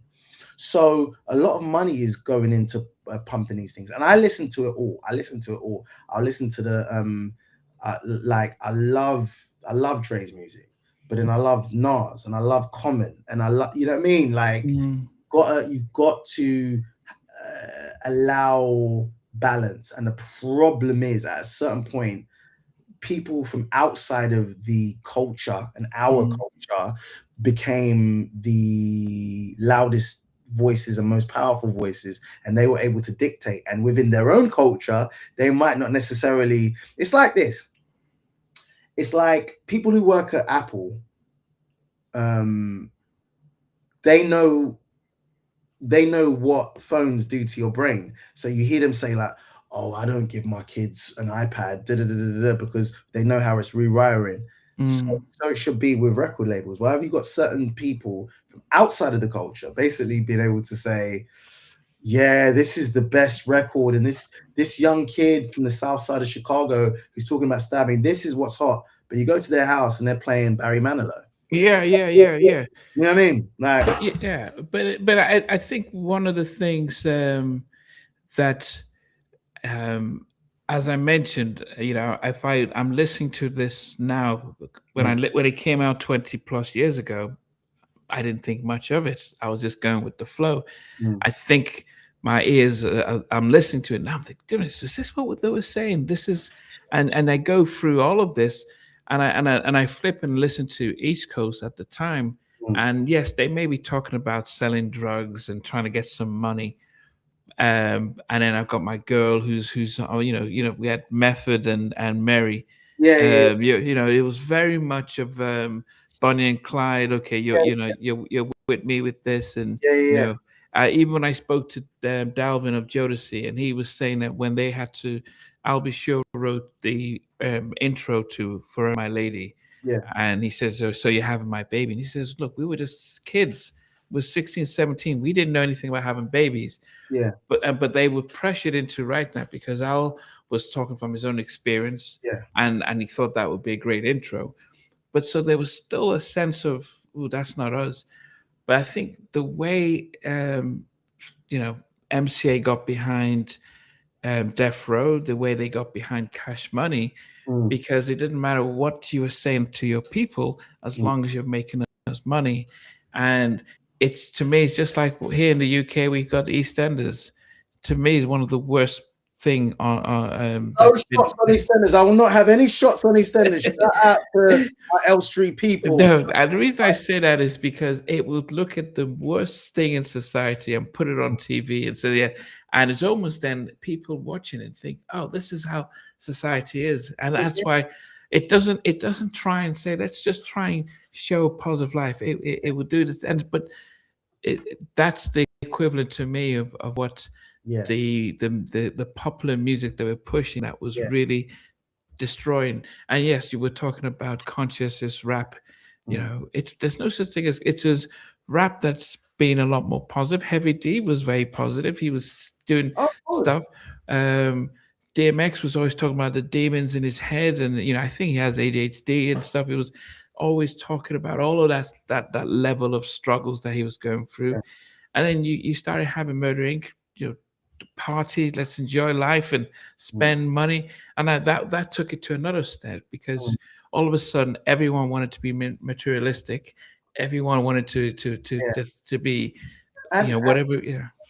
and actually, look, if you look back, because you talk about, you mentioned Jodeci, you mentioned some R&B. It's really interesting because the hip hopification of R&B needs to be studied as well. Like you talk to older people, like my olders, and they'll say like, because they didn't have hip hop. Hip hop was like more of a novelty in those days, and it was more, Yeah, and yeah. but it's like, where's the, what you say, baby making records? And when you think about Yeah. those baby making records, Barry White never cursed. Marvin Gaye. I was actually playing Sexual Healing in the car. We were going on a family trip the other day. We were driving somewhere, and like Sexual Healing came on, and that was like. And then one of my uncles said, "What do you know about this song?" I was like, "I grew up with it. We had the record." And anyway, that has the word sex in it, and it's alluding to sex being being medicinal, because it is. It can be. No, they were alluding to that. And that didn't have one curse word in it. And you think about like Berry Gordy and the Motown being the sound of a young America, and they, but Berry Gordy got sort of called out for that as being like a kind of conformist or whatever. But Motown was clean. They didn't even do. You think about Motown. The singers didn't really do runs. They didn't really do their gospel stuff. They did that stuff in Stax and other, other labels. But if you think about black labels in the early 70s and stuff, and there's some really kind of profane albums that came out, whether it's the Rudy Ray Moore, Dolomite albums and all that. But for the most part, R&B and black music was clean. Now, take that to the 90s with Jodeci, who had their kind of R&B thug aesthetic, and somewhere like Public Announcement and all of what R. Kelly was doing. And then you bring that up into the early 2000s, where you have, the convergence of hip hop R&B, and that reaches its logical conclusion to now, where you can't tell the difference between a rapper and a singer. You used to be able to. You used to get singers on your record. Yeah, To, yeah. this is my soft bit. It started with, I'll get you in, like Rakim and Friends, like come in, do a little thing, and then you move on. Yeah. And then the balance became, okay, you come and sing. But if you look at R&B records now, I mean, look, I released a single the other day, and like that has a bit of cursing in it, because that's just kind of like commonplace. It's called Good High. It's on all the platforms. Okay. It, that 20 years ago, 25 years ago, that wouldn't have been like a thing. You wouldn't be cursing on your records. So that's the influence of hip hop. Now, I'm not here to preach or anything like that. We're just talking and observing the thing. And I think the conversation more than anything is balance, because ultimately we, the public, even though we're fed it, we can rebel against it and say we don't want it, but we want some of those things. Now, to speak of those I can't speak to those people's experience, whether it be Too Short up in the what's this Prairie Dog saying R&B wasn't clean, it just wasn't explicit. Yes, that's a good point. Sorry, R&B wasn't necessarily clean. They would talk about sex, they would talk about explicit topics in a clever way, so they would allude to it. because you couldn't swear on the airwaves because of the FCC. You couldn't Mm, get away with it, you know. mm, And then they say in Jamaican culture they call it slackness. That's what they call it, slackness. And there's so much slackness in music. But with what we're talking about is balance. Really, we're talking about like how to get music balance, so you can have a bit of this, a bit of that. And ultimately, look, some music is rubbish. Some people don't need access to SM7Bs and cheap microphones and other things. Some people don't need access to it. Not mm. everyone should be able to release a single every week, that's part of it, because there's no filtration system. People talk about gatekeeping. Gatekeeping is important because it means Mm, that there's some level of taste and quality control. But who are these gatekeepers? Who empowers them? Yada yada yada. But mm, I think it is balance. All we're talking about is balance here. And you bring up a good point, because the irony is, Namdi, you do psychotherapy for a living, and I trust you're a very good one. And I doubt that you are riding around your part of the world in a 6'4" Impala with automatic weapons on your side, while one of your workers is in the back, ready to hit the host role. I doubt that very much. We as two grown up men can appreciate the sonics and take it for what it is. And I did frame my experience as a 12-year-old of this album and those albums around the same time that I first seen Delirious and listened to Richard Pryor's records, because being into Eddie made me go back to Richard and being like, oh, this is pulpy, this is naughty, this is like something that, you put headphones on and you kind of do that. I wouldn't play this in front of my mum, but I'm not mm, supposed to either. You see what mm. I'm saying? Like, I play J5 in front of my mum, I play Marvin, I play Stevie. But I do think there is a conversation about bringing, and I think our like the chat has brought up some really great points, is about bringing some of that balance. So look, there's some great R&B artists. There's some great R&B artists. There's some great rappers who don't necessarily curse. Like there's La Russell, who I think is incredible. There's a Henny Savant who popped up in the chat. A Henny Savant is literally a savant. He makes his own music. He raps. He's brilliant. Mm. But you've got La Russell, who is a very positive kind of. It's not positive. I make that sound like he's corny. He's really positive in terms of his outlook on life and what he talks about. He's incredible. So it's about giving balance. And you also have Kendrick. You also have Drake. I'm not going to sit here and just do that whole dog pile on Drake thing. You've got artists. There's enough variety, and there should be enough variety, but it's just who has a light shone on them and who we care to dig for. Yeah, I mean, as I said, it's definitely been fascinating to be able to go through this album, to be able to talk through it, and definitely we will have to pick up a different album, You'll and me, man. Don't ask me to come on here again, man. no, no, we're definitely gonna come back Like, get this guy off. yeah. Prairie Dog's gonna be like, this guy doesn't know what he's talking about. No, we'll definitely find a different album, and then be able to take the discussion from the album, but to the culture. 'Cause there's just so much.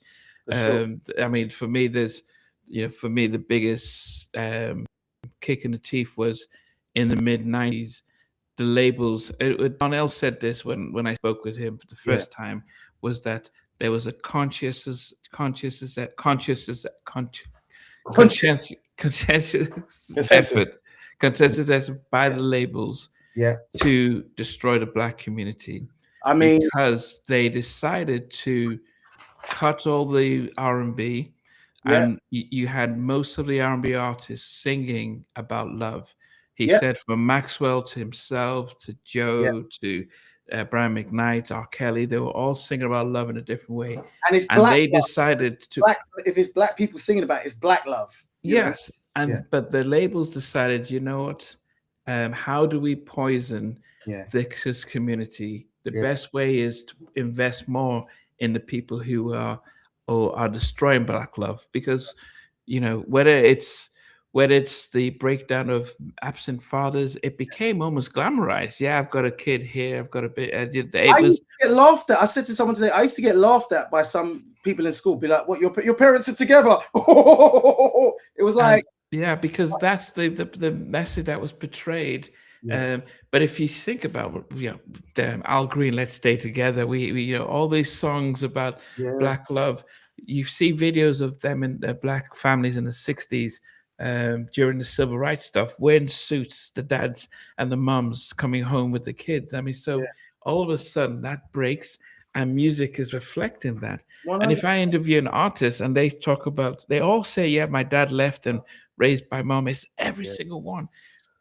The yeah. music reflects that as well. The music reflects it. There's Tank also said something really similar. He said something about black radio, about pop radio, and he was talking about, it was on the Breakfast Club, and he was talking about how Sam Smith gets to sing "Stay With Me," Yeah. which is a gospel record, Mm. and he gets praised for it, but a black artist can't come and go number one doing the same thing, which infuriates me.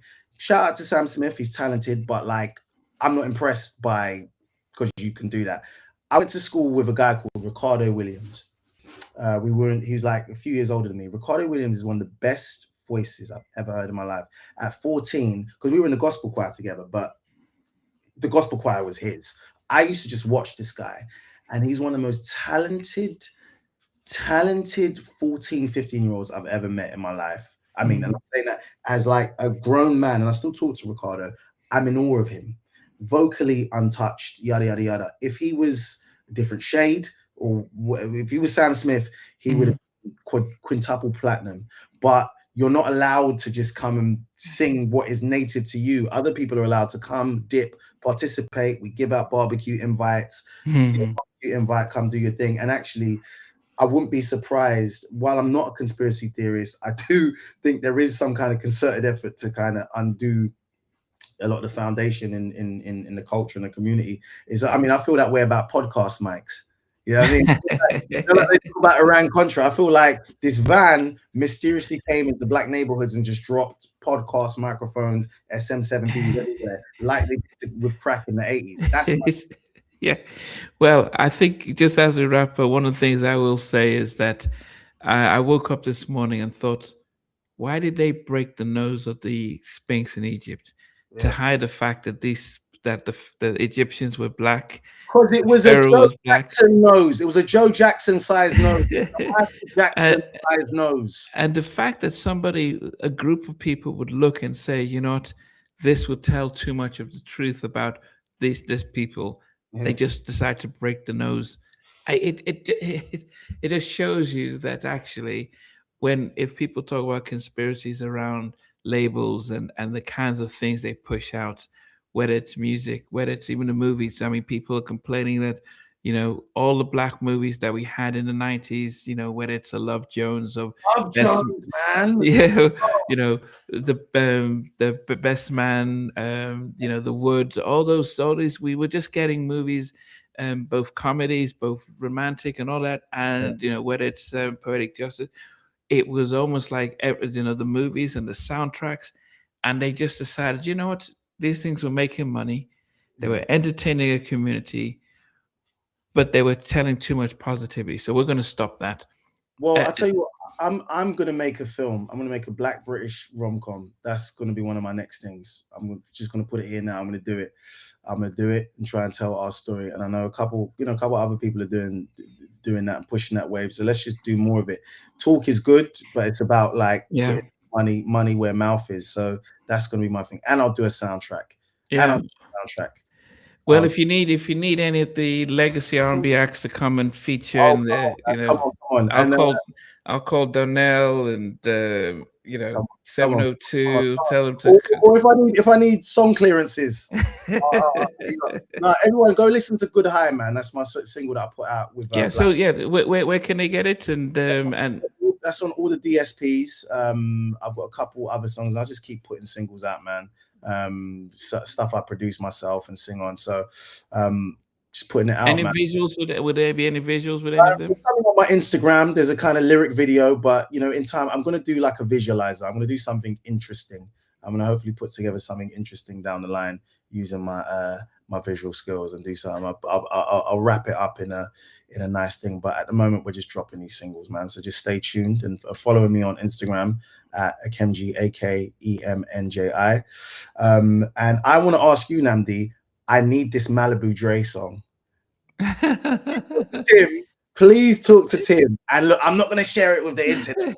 I just want to hear this Malibu Dre song, please. I beg. I beg. Tell him this is like a super fan, and I just want to hear this Malibu Dre record. I've been waiting 25 let me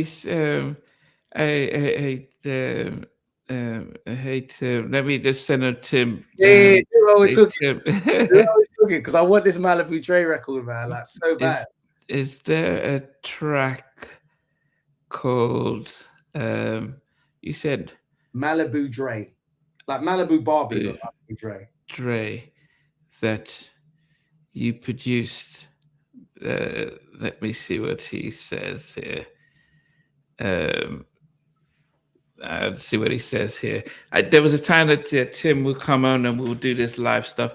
Barry Anderson says, just as we're wrapping up, he says, here in Memphis, we used to have a weekend that everyone came out, the Stone Cold Picnic Memphis, owned where there was Al Green, Isaac Hayes, and the Barkay Black families were everywhere.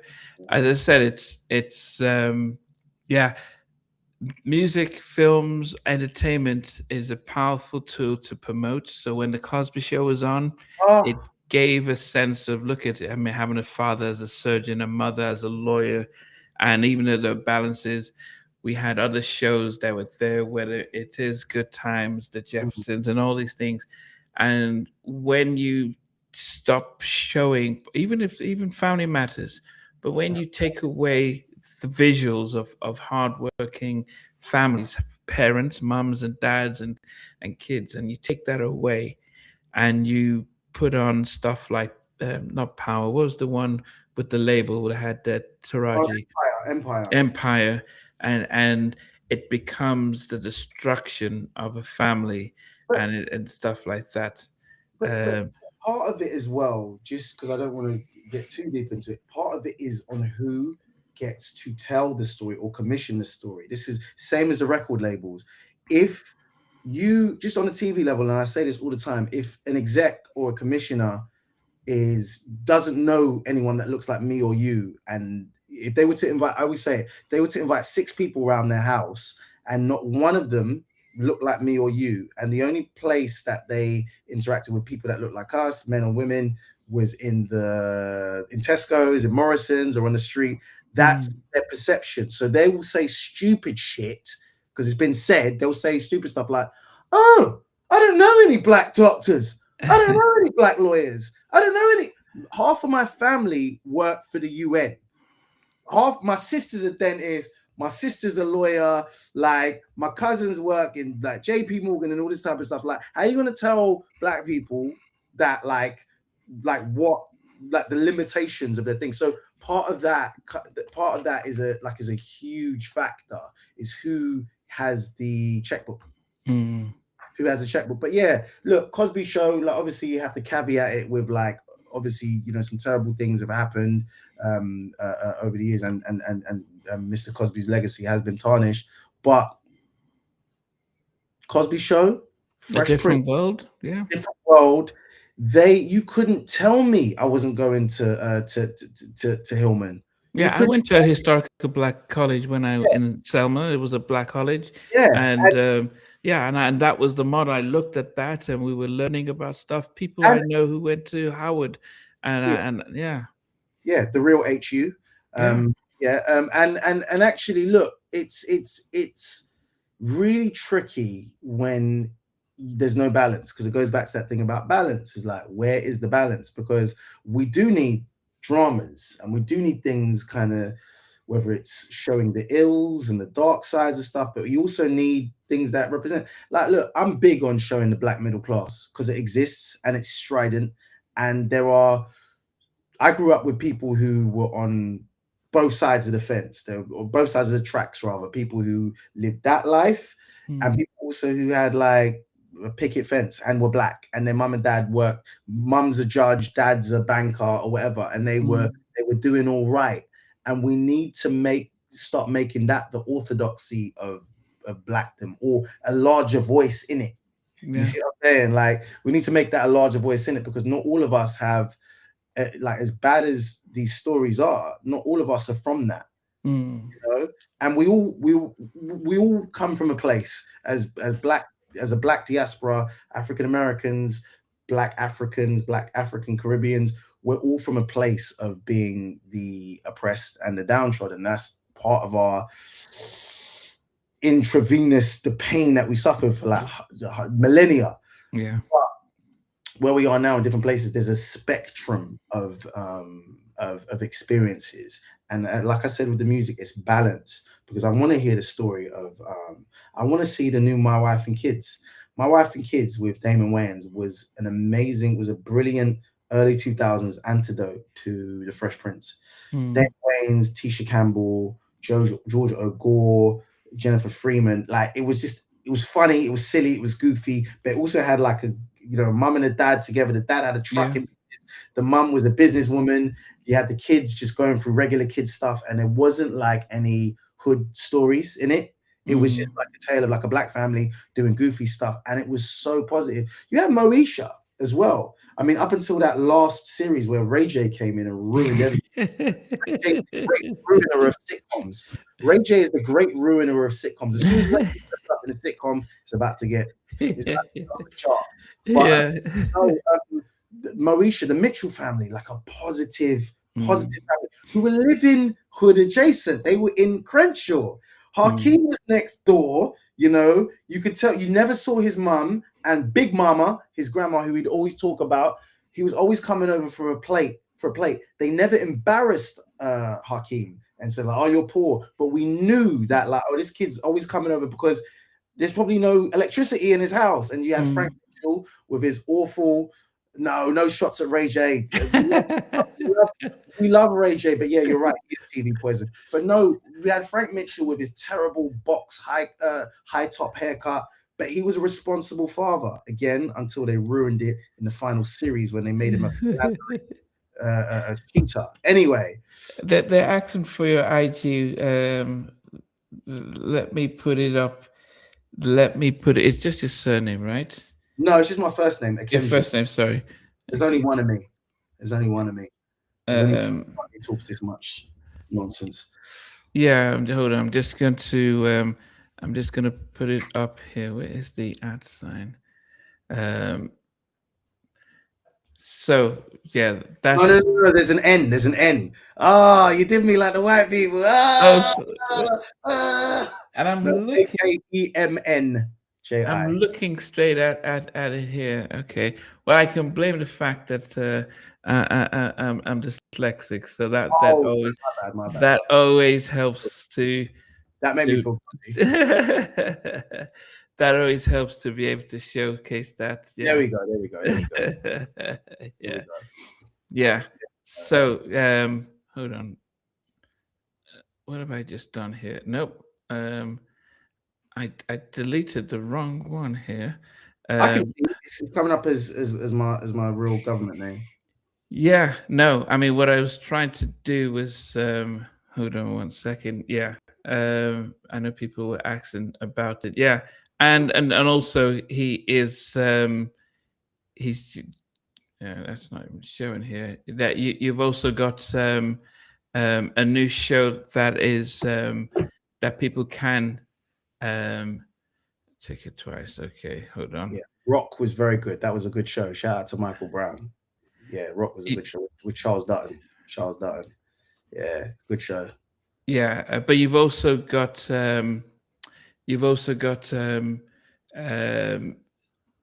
the Black Ops Series 1 on Hulu in the States. One is on Hulu in the States, and Black Ops Series 2 should be coming to Hulu hopefully soon, but it's out in the UK. I'm not going to hate on you if you use a VPN to watch it. I don't watch it.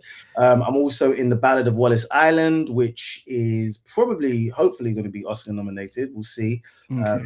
But that was with Kerry Mulligan. I play play an American. Play Kerry Mulligan's husband in that, and yeah, we've got more stuff coming out, and yeah, like watch, support. Black Ops is really funny, man. It's really good. Yes, it definitely is. But also for those who, I think a lot of people would have seen the um, Drillagram, Who's the Birthday Girl. Yes, go So do me a favor. Do me a favor. Everyone, go play Drillagram on Instagram. That is like on YouTube or DSP's Drillagram. Who's the birthday girl? I wrote that song. So I wrote that song. So play it. In fact, if I know you and you don't play Drillagram as for a happy birthday, we've got no, don't play that, man. It's a funny tune, but it's a good birthday song. It should be like you should be playing that with like it's up there with Stevie Wonder, Happy Birthday. You know, it's up there. Yeah, and the show was and to make sure I got the spelling right, Famala. Famalam. Yes. My mum Yes. mispronounces it. My mum's like, oh, I watched Famala. Famala. No, it's a Famalam. Yeah. Yeah, so that was the show that he created and or was it co-created? What would you say? Created? Co-created, man. Co-created. I give the love, but because we're here, we're putting ourselves first. I created. Yeah. We'll do that. Yeah. And You so know, it's a 3 series skit. So I had Who's the Birthday Girl, Drillagram. It also had with the Beyonce skit, which it it's had like the Beyonce skit. Yeah, yeah. the girl who I don't like Beyonce. And actually, yeah. I would say that my halftime chat community are Mm. very much into that because since she left Destiny's Child and moved from Dangerous in Love, most people, the generation that watch the channel, are not as much big fans. Interesting. Yeah, so after she did I Am Sasha Um, First, that oh, after Sasha Fierce. Okay. yeah, there's been a sort of a dip in support within Wow. a generation of fans. I don't want the Um, beehive to come out for me, so I'm gonna no, no, no, come out no. for you. But then also the I love when Bemis did the are you finished with that? Oh, Fat Sam. She actually gets a lot of that when Bemi's out and about, even though she was heavily made up as like a little 14-year-old boy. She gets a lot of people going, oh, are you finished with that? Are you finished Yeah, with you that? finished with Yeah. that. Yeah, I said that. Do you think the clips? What did he say? Loved it. I loved the album. I saw them in concert. I went to Brixton Academy. Me and a bunch of my school friends, we went and saw that, and it was great for me because they played stuff from the third album. They played stuff from Till the Casket Dropped. So they played Popeyes, the song with Cameron, and I was going crazy. They played a lot of the second album, Hell Hath No Fury, which I think is my favorite Clips album. I think it's just like it's some of the best coke rap that has ever existed, and sonically some of Pharrell's best work. But Let God Sort 'Em Out was it's up there as album of the year. I don't love all the TikToks and people who are suddenly Clips fans breaking it down. It annoys me as much as the GNX essays, but that's just my snobbery. And it's just a thing. I need to let it go. And I get it. People are making content, but like, I mean, half of this stuff is about.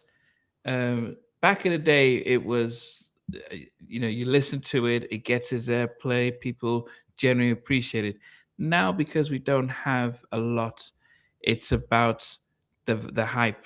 If you're doing a TikTok breakdown albums, the clips are almost like, oh, they're the in thing now, so they're the everyone next jumps on. Kendrick, so we need to bring them on. But it's like, But but yeah. I'll tell you what becomes annoying about it is that there are people from in every generation, in every generation, you'll have people who are real, like they're the real heads. Like I consider myself one of the real heads, but I've got like my senseis who I will look to, who I'll be like, oh, like this person's a real.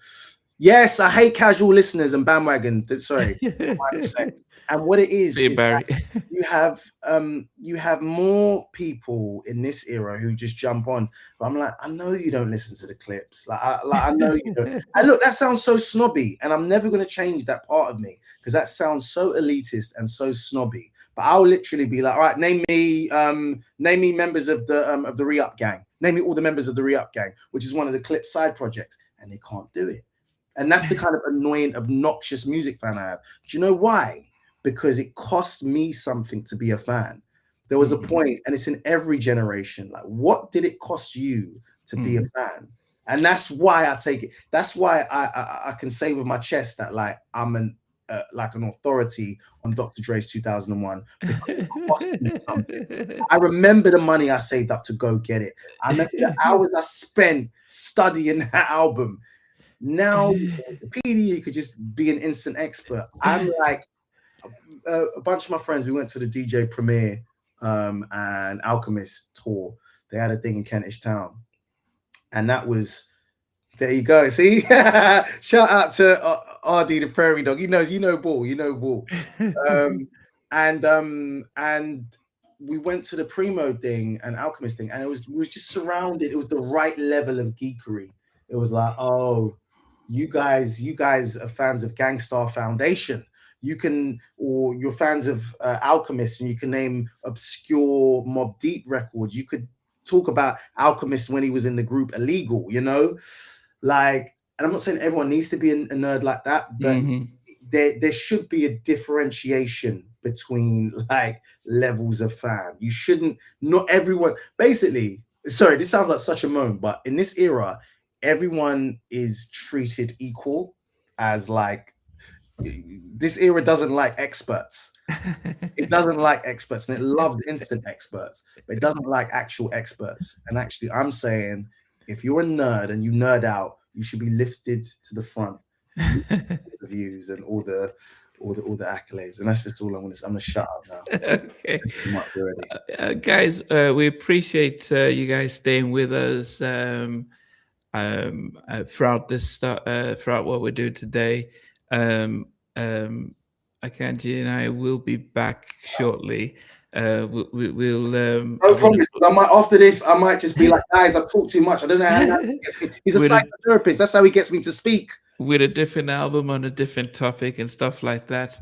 But yeah, hopefully you enjoyed his deep dive into Chronic 2001 and my balanced take about how lyrically it was hard to listen to today, as it probably was 20 plus years ago, but it doesn't take away the genius of Dr. Dre. And another episode, we may talk about what's the difference between Dre and Quick. There's so much to talk about. Oh, that's a good one. That is a really good one. That's like 1A and 1B. Blake versus Andre Romel Young. That's like, oh, that's a good one. Yeah. We'll do that one. That one. So we'll appreciate you guys and talk to you later. So I would ask you to hold on, and I'm just going to play the outro, and I will talk.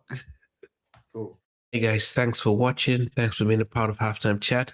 Please remember to subscribe, share, and comment.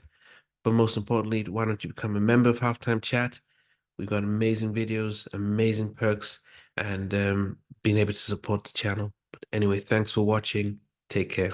I never participated in that kind of. Somewhere in between us, or even loving us, on which I didn't miss you with. What was it like growing up? She's still making an impact on 4 houses down. I have a couple of pieces. Trying to get this one and that one. That works for me, but just for me. No. Okay, They don't understand what Jonas Boys winning all spirits.